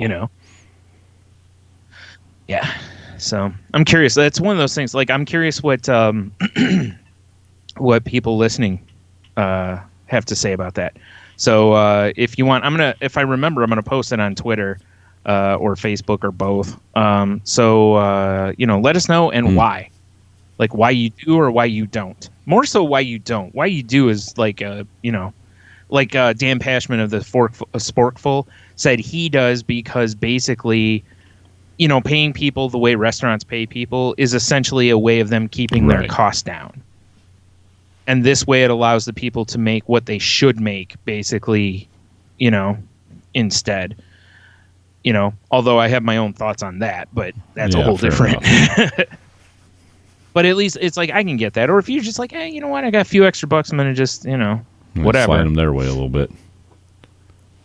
Yeah. So, all right. So, what do I got here? Well, actually, one of these things I don't think we're going to talk about this week. We don't have time. So, yeah. Okay. So here's what I think we should do. Because I want to talk a little bit about the Game of Thrones and fan outrage and whatnot. So what I think we'll do, I have one other thing to talk about first. Maybe we'll do that and then end with the other. That way, if people don't want to hear it, they can turn off the feed. Pavlov still. Oh shit, we didn't even talk about it. Let's do that then.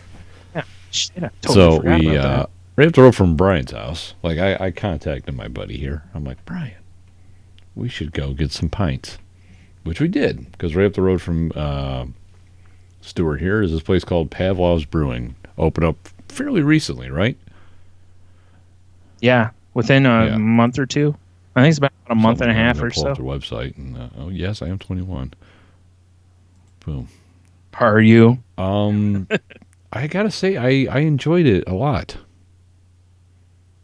Yeah, I really enjoyed their beer. I mean, it's a nice vibe in there. I did think. I'll tell you, because I want to talk about, like, it wasn't the best beer I had, but that brown porter, brown/porter that I had. Down and Dirty Honey Brown? What was that? Oh. No, okay. Two-Faced, because it was two different types of beer. I really dug that, and unfortunately, most people won't be able to get this, but if you happen to be in the same area as Tony and I, and you like porters, but maybe the coffee taste is a little too much on them, this is the perfect one for you. Like me, I'm not a huge coffee. Like I like coffee taste in porter, but I can only take so much of it. This was not overpowering on that, and it had that nice. I don't know how to describe it, but you could tell there was a brown ale element to it too. That double IPA. Yeah, that coconut stout I had was really good, and that tropical pale ale was really. It was good. All the beer I had. I mean, I don't think anything blew me away, but I wasn't like disappointed by anything. You know what I'm saying? No. Even that cream ale I had Yeah. was pretty good. I'm not a big fan of those, but I got it just to kind of sample around on the menu, and it was pretty good. But I'm with you. Nothing like blew me away. But but I definitely there's plenty of beers there. I could definitely sit. We could sit and kill some time. Well, we did, but we could kill a lot of time. Yeah, I mean, I'd be curious to see how it is on a weekend because I wouldn't want to go there when it was packed because it's not very big. Yeah, the only downside I have is that no food. Chex Well, Mix. they had Chex Mix, which definitely helps. But if I happen to go in there and I haven't eaten, I could have. And honestly, if we were going to stay there longer, we couldn't have because they closed pretty soon after we left. But if it was a situation where it was like, man, we're going to be here for a few hours, I would have just ordered something from Marco's they did say that you could order food or bring food in. Yeah, they're totally cool with you bringing food in and stuff. So I would have just done, or I would have, nothing else and been like, on our way in. If I thought we were going to be there a long time, I could have been, hey, let's, get a sandwich or something. Yeah. So, but yeah, definitely enjoyed it. The atmosphere was cool. Place is nice. Yeah, it used to be an old bank. Doesn't look like a bank anymore. Yeah. It definitely doesn't look like an old bank. Yeah. I think the thing that I thought was the most hilarious thing was we had the guy working the bar was apparently an old customer of ours when we used to work at a comic shop in high school. Yeah. Because we're just bullshitting with the guy, and then it's like all these weird parallels were coming up, and then finally it was like, you remember that guy that looked like Goldberg? I look like Goldberg, and I was like, I don't know if you do anymore, but he did a little. But it ended up being a guy that I always enjoyed him when he came into the comic shop. And like I said, there's that one time he hooked Jeannie and I up with like free movies and popcorn and stuff because he used to manage the art theater. So yep, and he did that once too. It was actually pretty cool to see him again, and I got a super nice guy too. He always was. Yeah. Even 20 years ago, or whatever that we last saw him probably. Yep. Yeah, he was definitely not a customer that when you saw him, I was like, oh, sweet, this guy. He was always good for a good conversation. Yeah. But we had that, and then we also had Cameron. When she walked in, you and I were both like, we know her from somewhere. And it ended up she used to bartend at another brewery in town. And due to her current job, she can't work in Ohio at a bar, but she can work in Michigan. So, which is where this is. It is literally a rock throw over the border. I mean, not quite. It would be a hell of a throw, but so it was cool, and we ended up having a good time for her talking Game of Thrones and singing songs and stuff. It was a good time. Yeah, that definitely helped, and I'm sure we helped her night go by a little faster too because they weren't real busy, and we're good time guys. I would definitely go back, and I mean, that's one of those places I could easily see myself just like, I'm gonna stop in, just have a pint and leave. Yeah. I totally could too. Yeah, that's why I told you I'm glad that it's not. It is, but it isn't in walking distance. Like if I wanted to, I could definitely for sure. there. But I'm not going to walk to a place that and drink. That seems like a terrible idea unless I'm going to get like an Uber home or you're going to meet me there or something like that. Then that's a different story. I just want to know if they're planning on doing a mug club. I know I asked. You got. Yeah, I got a maybe. I should have. We never really got a chance to talk to the guy who's the owner. Yeah. Yeah, that's true. But I'm sure that'll happen. Yeah. Yeah. We probably could have because I mean he was there almost the whole time we were there. Because I was telling you about things going on with me, and then we ended up talking to that dude, and we ended up talking to Cameron. It just turned into a whole thing. Just never got around to really talking to the owner. Yeah, but it's gonna happen, I'm sure. And I like the fact that they got the like brewing area right off to the right of where we were sitting. So you can look in there and see everything. I like the thing you point out too is typically breweries have it glassed in, and it just has like a half wall, which I think is cool because when they're brewing, you can actually be like, hey, how's it going in there or whatever. What you making? Yeah. and maybe yeah. smell what's going on, which good or bad. But I know don't- when it was brew days, when I worked at Inside to 5, it always was like I'd walk in and be like, "Oh, it smells so good in here right now." So that's that's a cool thing. Who knows? Maybe we'll put up glass. Maybe they just haven't gotten to it Yeah, yet or right. something. But I wouldn't think so. I would think if you're going to put that glass in, you'd want to do it before you're open. I would think so too. Well, they are closed 3 days a week at this point, so or 2 days a week. They're about to start opening Right. on Sundays. But yeah, I really enjoyed our night at Pavlov's there. Yeah. And food trucks on the weekends to help with that issue, which I kind of felt bad for him for a minute there because I heard the owner say, or not owner, Roger, I heard him say that the food truck they're supposed to have this weekend, they had some issues and they can't be there, which I was like, that sucks. And then I was thinking about it. It's like, well, first of all, local pizza place, Mancino's right up the street from them. They're doing a thing where they'll deliver pizza for free down to the place, and there's going to be a dedicated driver so you can get your stuff awesome. fairly quick. So they deliver anyway. You could get it there, but it's cool they have a dedicated person because you don't have to wait on a Friday night or Saturday night with tons of other people. That person's only going to this place. So yeah. But excuse me. But I was thinking about it. I was like, it's interesting because although obviously people are going to go to this place for the beer, but if you want to spend some time there, you're probably going to want a little something to nosh on, or whatever, or get off of work. Hell yeah, let's go up to Pavlov's for some beers. I'm like, man, I need some dinner, so having that truck there really helps. And obviously, the more people they have, the better the truck can do, so they feed each other. Looking around there, there's not room for a kitchen. So I would not expect them to be having food in the future. I would not either unless they can expand on the building. That'd be the only way. Like drop the drive-through from that was the banks there, or build around it essentially and turn that into a kitchen area. Because the only thing they could possibly do, but then you still need a food license, would be when it's nice out, or if they put a patio in, they could put a grill out there and just do like hamburgers and hot dogs, and then they have like bags of chips. True. Yeah. Yeah. Right. We'll say this: it's interesting. I was curious when we were going in there because I knew they were going to have some sort of snack. Because again, I don't know if the law's still the same. The laws used to be that if you served alcohol, you had to at least serve like pretzels. That way, people wouldn't be on a completely empty stomach. But I was curious if they were going to have a popcorn machine. That's pretty typical. Because it seems like the move for most of the newer places, like breweries and bars and stuff. It's a good move because it keeps people. There's always something there they can eat, basically.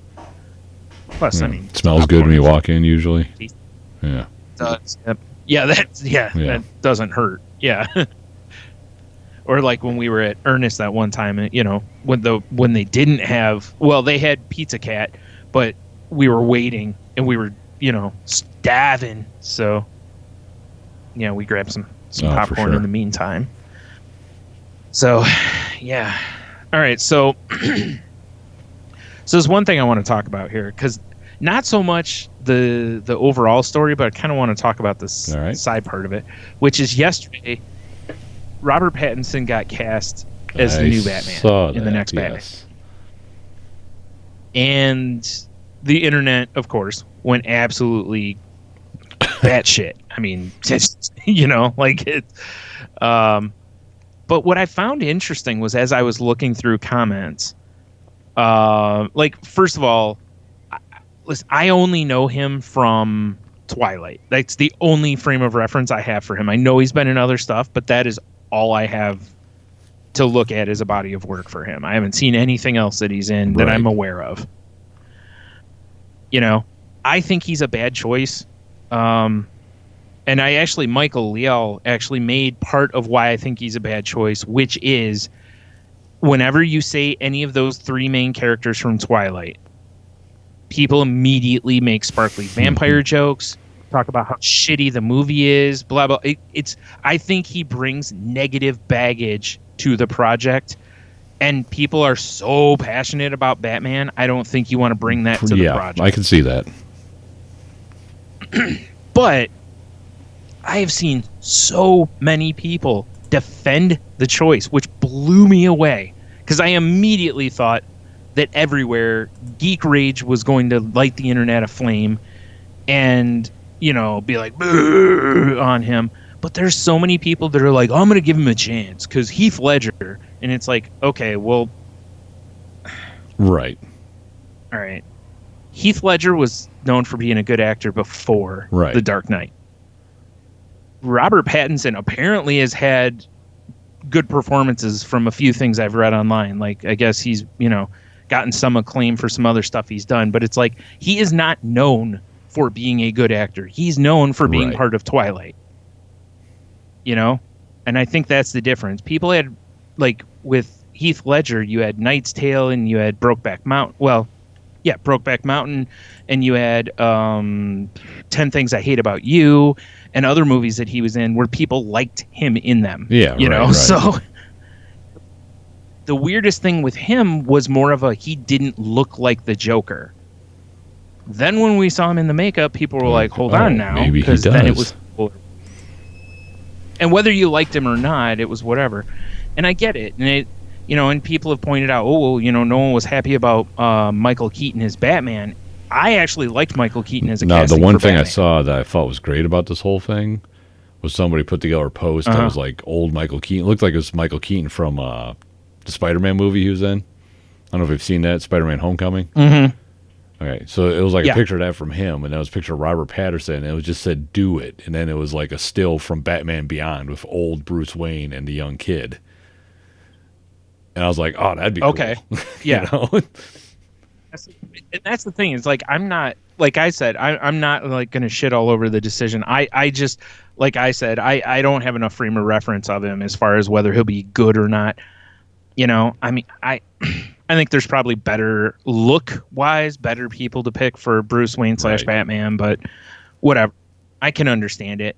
And part of me does wonder a little bit if there's an effort being made in choosing him, that they're thinking, well, we'll get girls or women to come to the project as well, as far as, you know, to go see the film. I mean, you never know. We might all be surprised.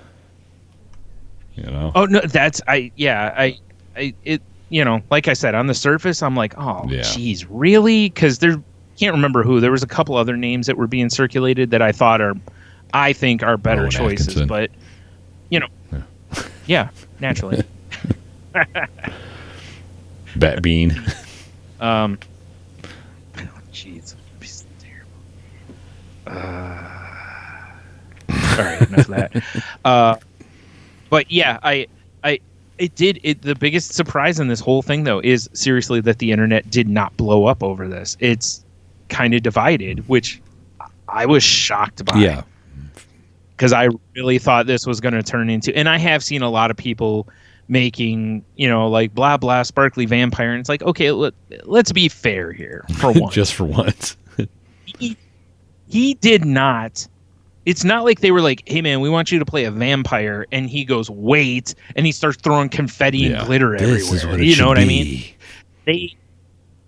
They made the movie. He didn't. He just acted in the movie. That was not, you know, his decision, as far as I've read anywhere.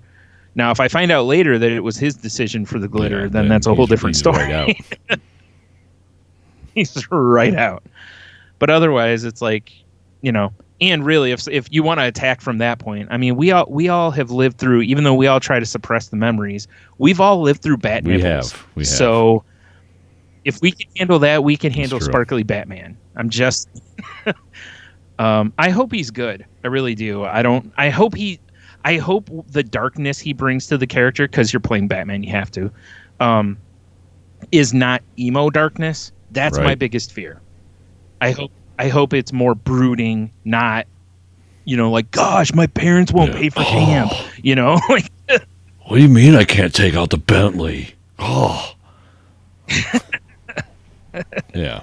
Yeah, so We'll see. What do you mean it's wine? It's not from 1700.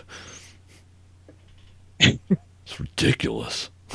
I like the other thing is like I get trying to cast people that are like outside the box because everybody wants to have been the person who basically made the next Michael Keaton pull or the next Christopher Reeve, to where it's like nobody really thought they fit the look or whatever, and I don't know.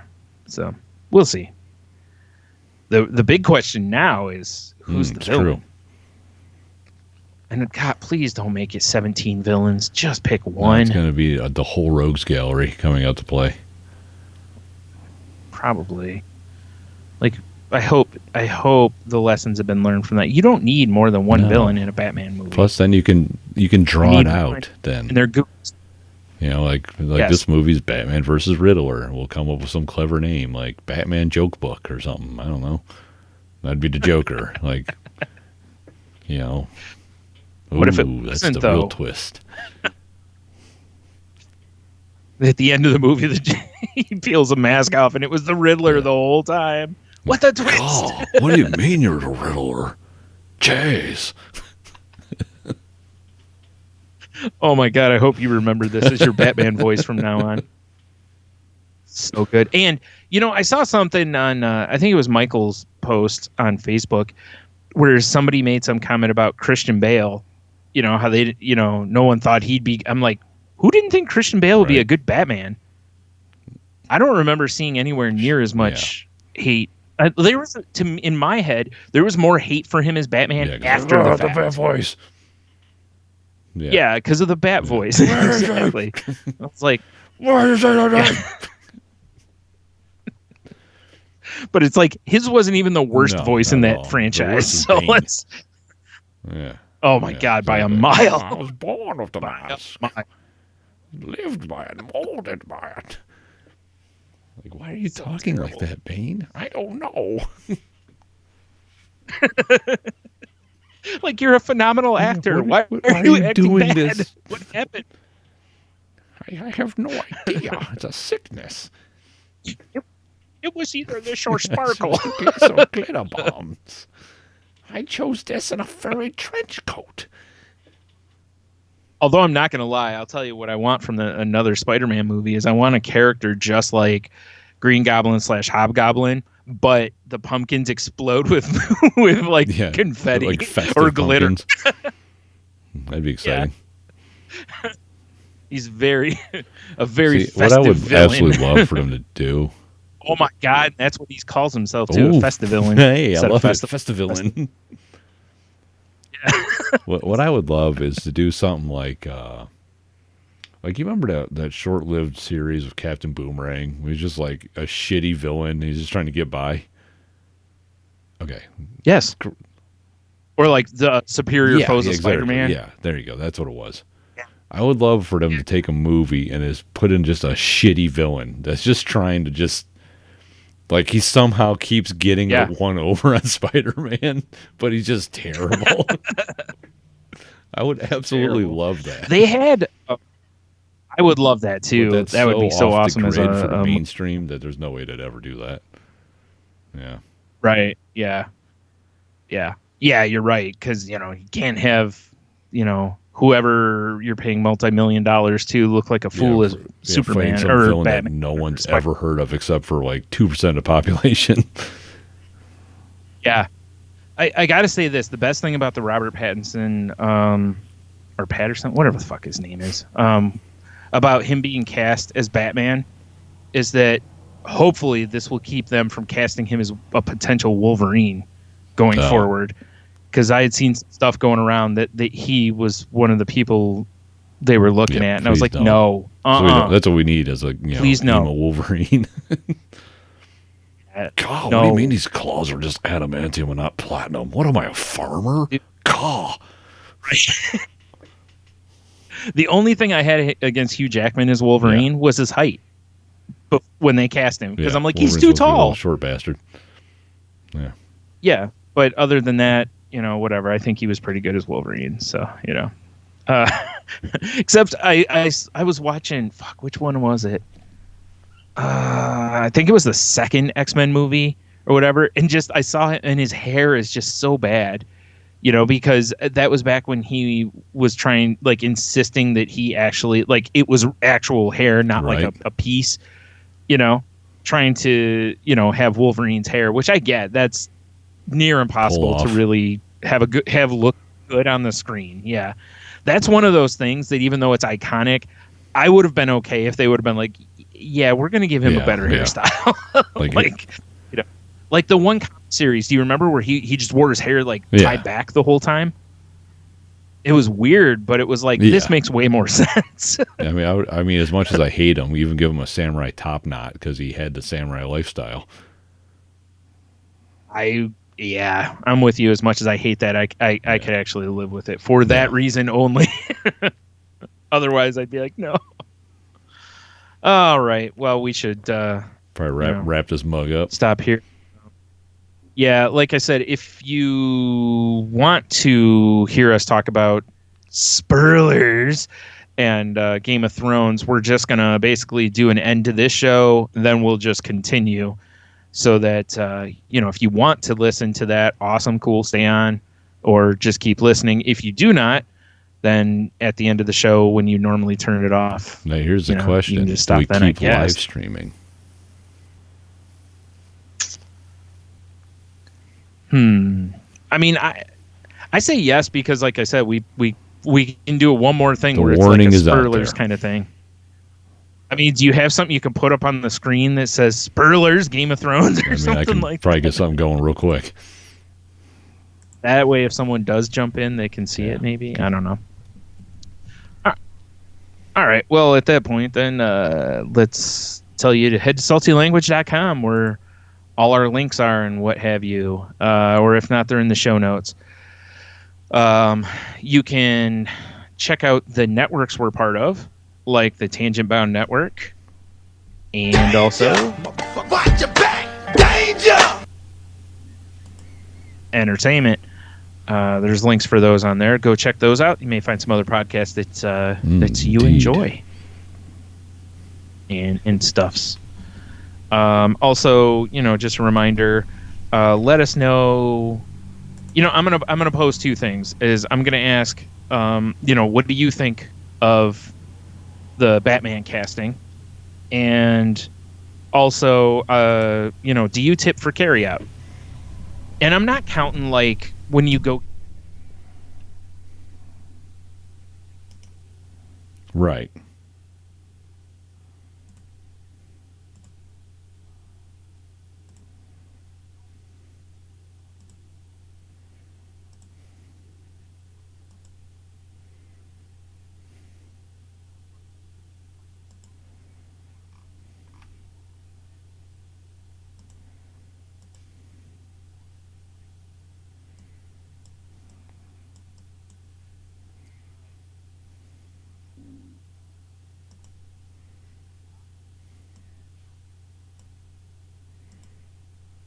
You can find me at Monotony.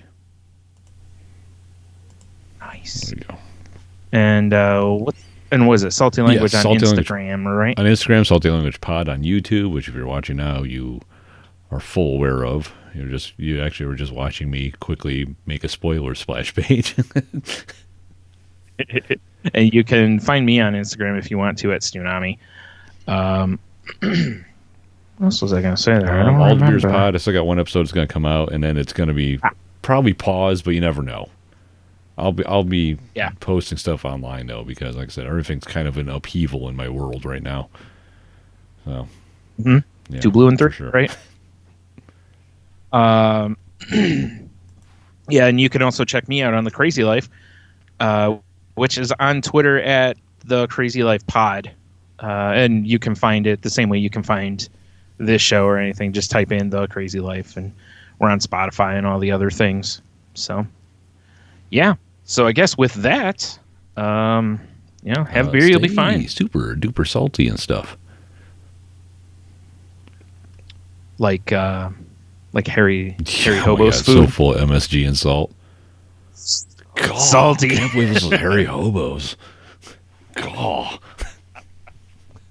Stupid goth Batman. Yeah, but we'll get hard pressed to remember that. Yeah. It's basically just picture yourself doing Napoleon Dynamite as Batman.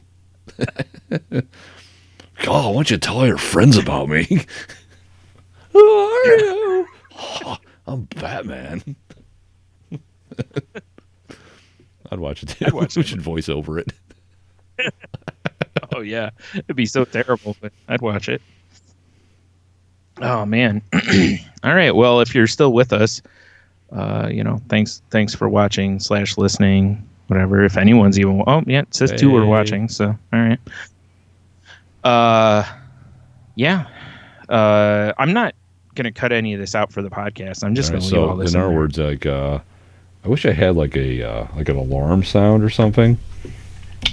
You know, I mean, I guess I got like, spoilers are coming up. Deep hurting. I mean, I could go that way. I mean, that is one of my favorite are things. Coming up. Disqualified. I don't know. Yeah. Spoilers are coming up. Fucking thing sucks. It's pretty good.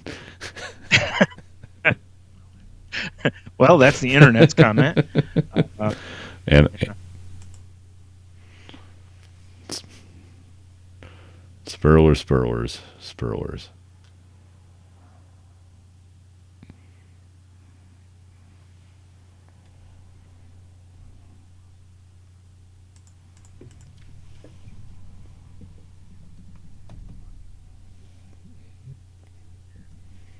Yeah, it's true.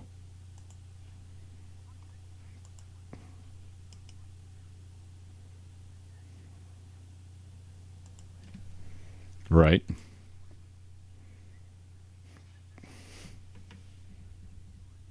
Yeah, right. I find it really interesting how, like, there's a petition going around to rewrite or redo this whole season with competent writers. That's what the post. First of all, the guys who are writing it are competent writers. They're just not George R. R. Martin. It's just right. Well, I read an amazing post on this. I forgot who posted it on Facebook yesterday. That a guy breaks down that essentially there's 2 ways to writing. One is that you plot out every little detail, and the other is what's called being a pantser, which means seat of your pants, basically. And he was talking about how the show starts, since it's by George R. R. Martin. He never meant for this to be movie, TV show, anything. So he wrote it without production value, anything like that. So as a result, in order for things to really work as they went through his stories, they almost had to put everything on the screen. And the problem you run into is at some point you have to tie all of that up, and they can't possibly do it. There's too much. And so that's why they're kind of lightning fast running through some stuff. And it's like the pacing is terrible. I have no problems with people bitching about the pacing because the pacing is not good. These episodes should have been. There should have been, like, the battle with the dead should have probably been at least 2 episodes. One episode of that whole. I mean, it was a great episode, kind of. I did enjoy the whole battle and all that, but I mean, I wasn't expecting it to end as quick as it did. Well, like I was telling Heno, I said you reach a point during the episode that you're like, dude, they're all the way in. Like, this has to end this episode now. Because there's no, how do you drag this out further? Like when I paused it at one point and I'm like, there's still half an hour left. Like the only way they can drag this out is if we're now going to transition to Cersei for a while. But they don't do this that. episode is this. Yep. And it was, especially now, we're dwindling down to where it was like, okay, well, it's either going to be the, Winterfell or King's Landing. You're not going to get both necessarily. So, but he points out that, a lot of writers will write the story in a very boom, boom, boom kind of way. But when they write characters, they tend to do the pants or by the seat of their pants. That way the characters can kind of develop as things, they can develop and react to what's happened to them through the story. And that's what George R. R. Martin does. And the problem is, like I said, at some point you can't do that anymore because you reach a point where you have to start wrapping things up. So when you start doing that, it can't be about the characters' reactions and stuff. It's just got to be more about tying things up, just ending things. Like from what this guy said, people who do seat of the pants writing have a harder time closing stories out than the people who do the plotting. Makes sense. Yeah. Which makes a ton of sense. Yeah. Because the others will get everything planned out, or maybe at a certain point, like with this, the showrunners knew the end because George R.R. Martin has told them, because I guess at one point he was afraid he might, just in case he died during the process, he was like, I want you to have the ending so that you can end the story.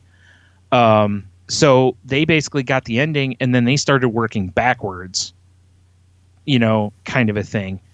And as a result, you can't spend as much time on every little thing. Really, they're almost really what they're doing is they're treating this season more like they're writing a movie instead of a TV show. Because in a movie, things get glossed over. You skip little details here and there because you just can't have everything in the movie, So I don't know. After reading that, I was kind of like, and even before that, I was like, I think people are shitting on this season a little too hard. I think it's like if you think how intense the earlier seasons were, they're just like, oh. And now it's just kind of, I don't know. I'm not feeling this season as much as I felt the past ones, but I'm so glad I get to watch it. Like I look forward to it every week. Well, and again, the reason for that is they're not slow burning us anymore. Like when you read a story or see on like even like you watch pro wrestling, there's storylines where they do a slow burn where they'll take months for it to unroll, and there's others where it's like boom and we're right into the middle of it. And like with this, that's where we've hit is they quit slow burning us, and they're just like boom action. And it's tough because I like tension wise, I think the episode against the Dead was one of the most tense episodes of the series. But like this last one was tense. Yeah, right. But in this last one, I mean, don't get me wrong. There's definitely tense moments throughout the whole series, and but also there's I've seen a lot of people like really shitting on how some of the characters have died, and for the most part, they forget that George R.R. Martin said a long time ago that he does not feel that every death needs to be monumental. And I agree with that. There's certain characters that if they die, they need to go out in a, ceremonious kind of way. There's other characters that can die and just die.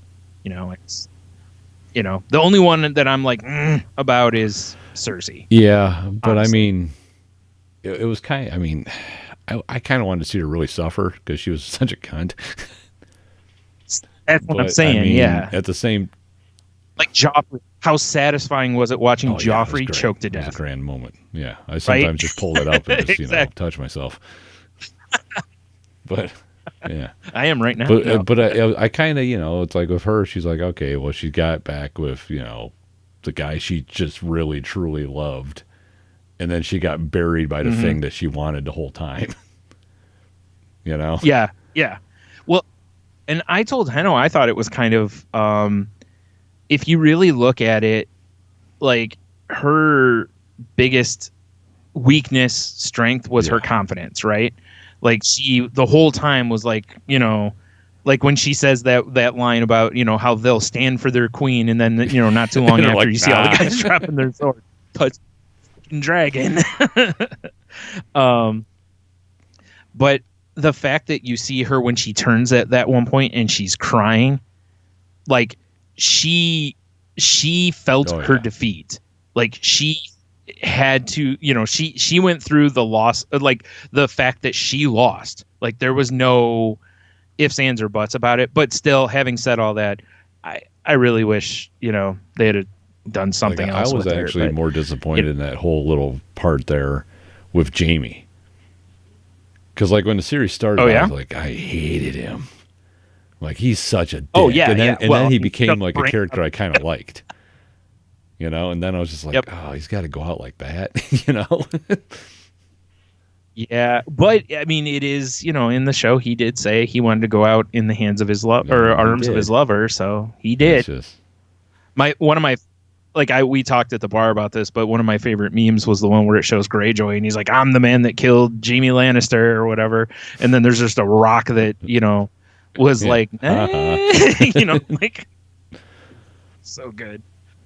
The memes for these episodes this season have been so good. I'm just I was looking last night and actually saw some with where people have done the bloated Vader. that's hilarious. as, Clegane, the mountain.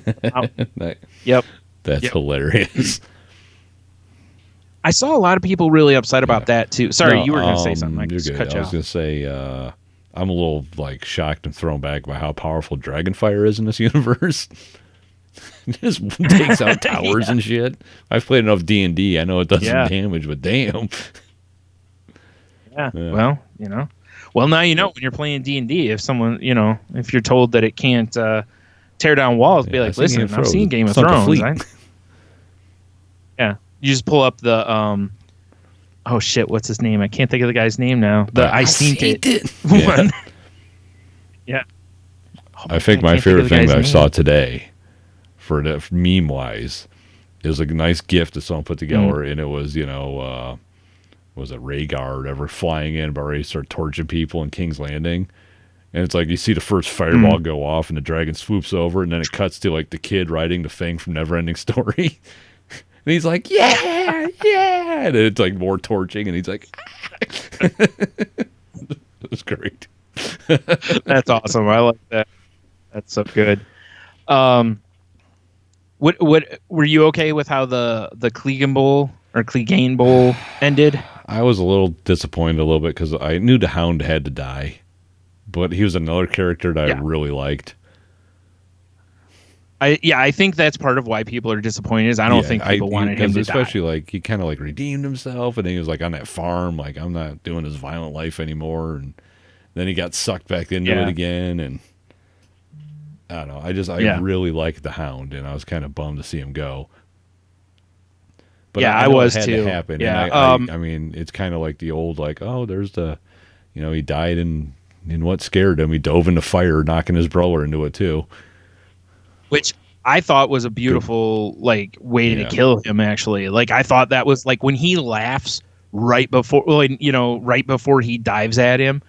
In my head, the way I saw that was he was of course this is the way I'm gonna fucking die. Exactly, naturally, kind of a.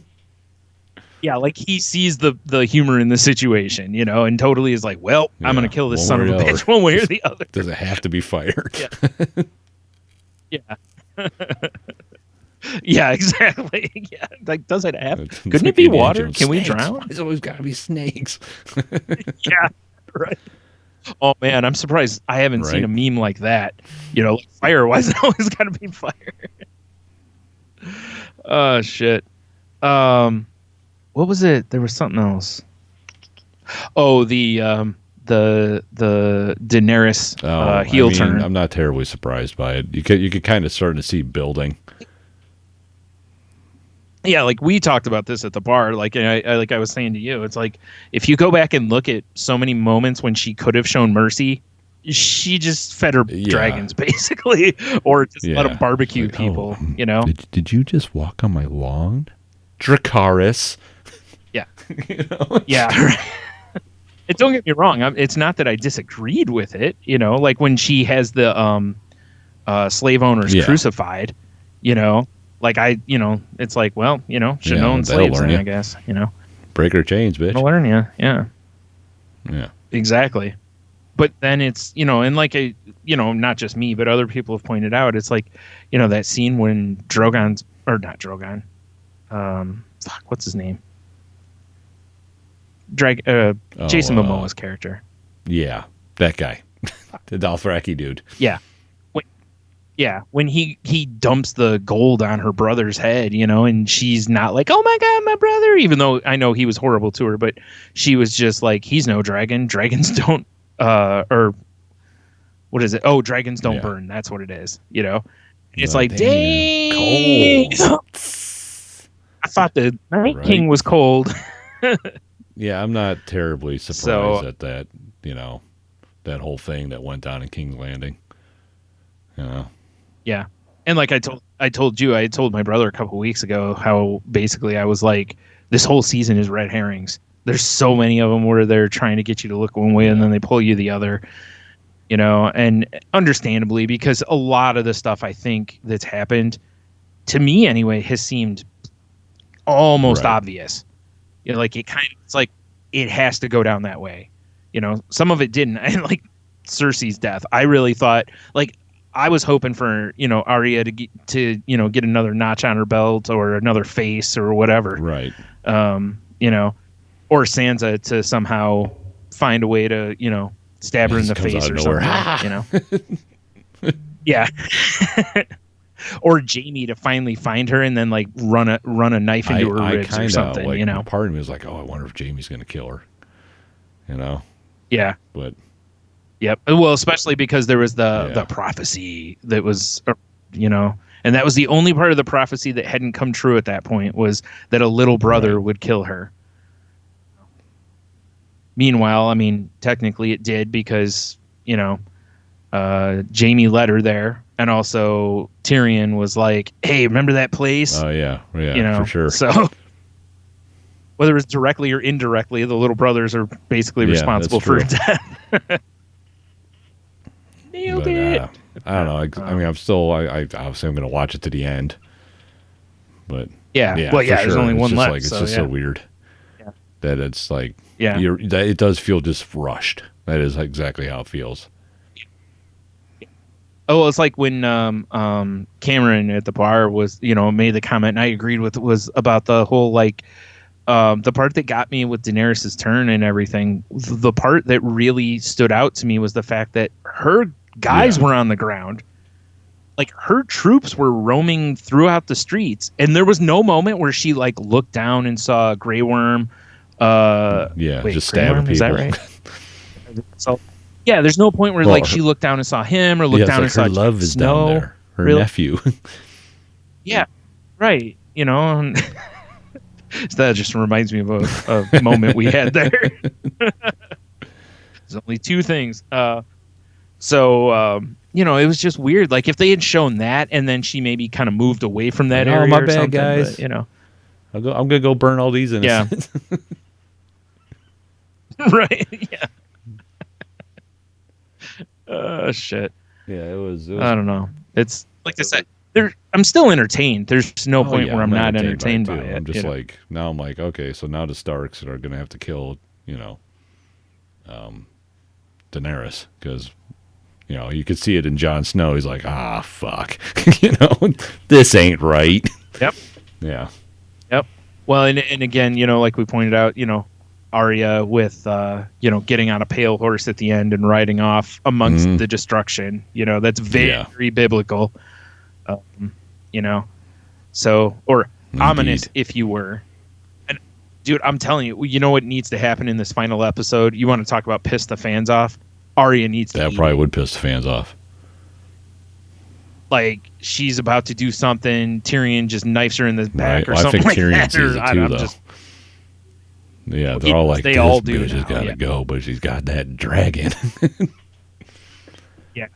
And I think the only one that's truly going to be on her side, like she's still going to have Grey Worm on her side. Oh yeah, I think, because you look at how the troops reacted when they saw her just willy nilly killing people. They were like, "Cool, free for all." To start raping and killing. Yep. So yeah, this will. I'm curious because I can't imagine that Daenerys makes it through the series. I wouldn't think so, but I mean, you never know. Boy, what a great way to end it, wouldn't it? Torches if she just, everybody. Does. She just kills everyone and rules an empty kingdom. A mad queen.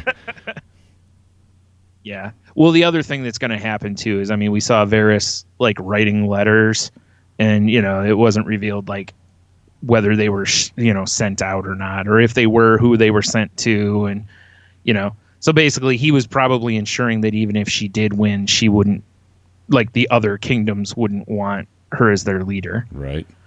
I did see a great Varys meme when it was like him writing, and then it cuts to like the letter, and it was like, "Dear Slim, my name is." Oh, that's great. too good. See what I seriously, the memes have been better Yeah, than that's the been show terrific. this season.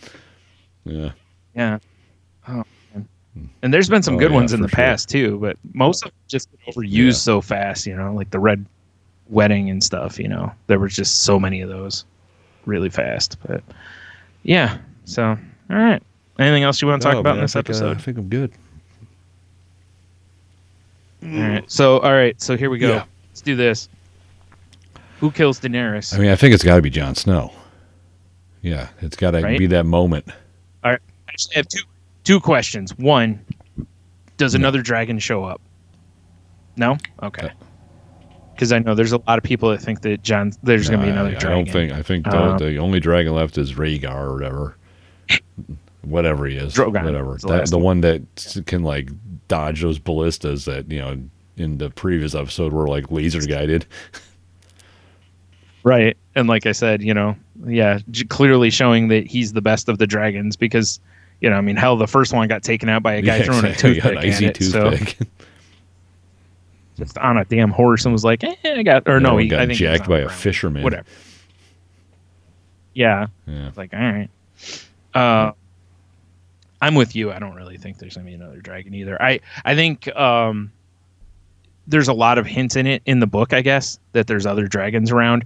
But honestly, I don't think there's Probably enough not. budget for there to be another dragon at this point. They probably burned it all already.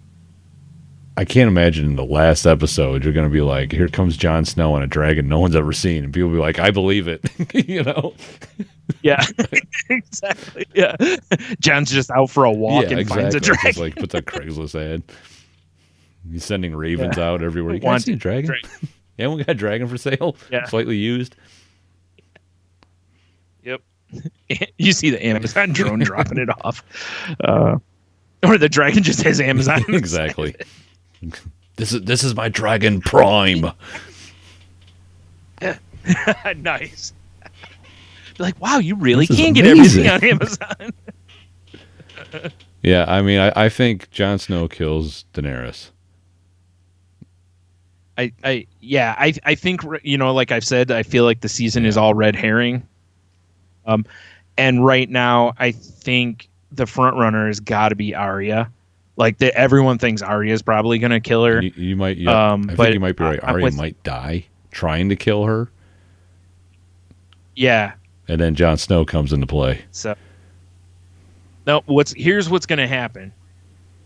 Bran's going to kill her. He's been faking the whole time. He's got like razor knives on his legs, and he kicks her in the head That would and be the kills her. weirdest. Yeah, I mean, so it's here. Yeah. So yeah, I think Jon Snow kills Daenerys. Arya tries to, but gets killed. I think Tyrion, he plots against her, but he doesn't get involved combat wise. But he definitely Right. helps her Although- along. Or you know what? Maybe Arya gets killed by Grey Worm. Okay, I could see that. Like it comes down to her Like versus him she's type going of in a for thing. the kill kind of thing, and yeah. Yeah, because like I said, I feel like he's Oh, he's going to be team loyal Daenerys to for sure. Yeah. Mm-hmm. So yeah, I am, and then there's still the unresolved thing with Yeah. Bronn because he was supposed to kill Tyrion and Jaime. Well, Jaime's dead, Cersei's dead, so she can't pay off That's on her true. end. So can Tyrion though? Because is there going to be I anything mean, left? I do enjoy Bronn too as a character. So, which one of you rich cunts? It'd be great if he could just stroll. Maybe he kills Daenerys. Just comes out with that Oh, man, crossbow that'd and be shoots her in some the shit. face. Oh my god, that would be funny. Yeah. Like he's, tries to get people to like, hey, Tyrion will be a good leader, and then he kills Daenerys so that Tyrion can Exactly. still It's like, pay get his his debt. goddamn And then he castle just finally. rides off and- the final scene of the show is just him in his castle. getting a BJ and eating a steak or whatever. Yeah. You made it, Bronn. You made it. Credits. Credits. Cheerful music. Yeah. Don't stop believing. Yes. Oh shit. All right. Well, we should probably wrap it up here finally, but this was good. That's the best. Oh my god! If it ends that way, someone owes us money for sure, calling right? that. Oh shit!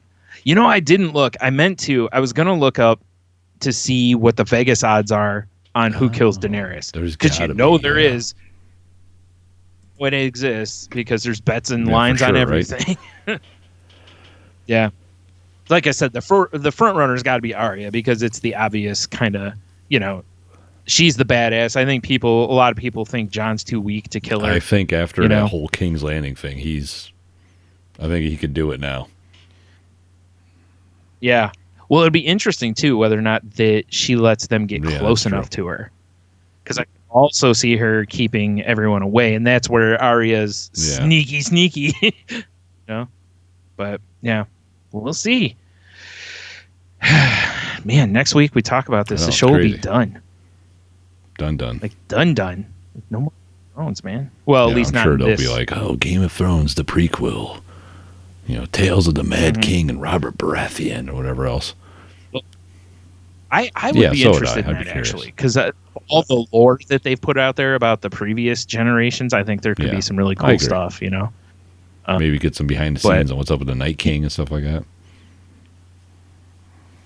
I think most people would love that. You know what would have been great, and I think people would have bitched less is when they killed him. If the showrunners would have been like, "Hey, we're doing a mini series Yeah. about him," kind of thing, to where we flesh him out a little bit. People, oh, okay, Because he was just you know, this but- mysterious badass that could raise the dead, basically. Yeah, and then he just died. Yeah, Yeah, then he just blew And up then in a he bunch died, of yeah. like crushed ice. Like put him in your martini or whatever. Not a martini, put him in your margarita. delicious. Make a little Night King Yeah, Rita. that'd be weird. And how cold would that have seemed, you know, to like after after Arya killed him, you just see her and Yeah. He's just got a margarita machine. she Just, poured- anyone like lime? You want strawberry? I got you. like, damn girl. Damn, she cold. Yeah. What do we say to the god of death? Margaritas? Yeah. Who wants a Night King Arita? Yikes. All right. Well, yeah, I think we should wrap her up probably. here. I gotta What do you go to think? bed, unfortunately. Yeah. All right. Well, I hope everybody enjoyed. Hopefully, we didn't ruin the show for anybody. I mean, if you kept listening, it's your fault. I hate to tell you. There's plenty of warnings. Totally not our fault. Yep, you should have seen it coming. If you'd been paying attention the whole time, you would have seen our heel Exactly. turn coming. Shit. All right. We'll talk to you next Oh week. yeah, we already did the whole wrap up thing. So Yeah. Yeah. no, not at all. point doing All it right, again. yeah. I guess I'll wrap up like I wrap up the live cast. We out, which I'm gonna wrap up right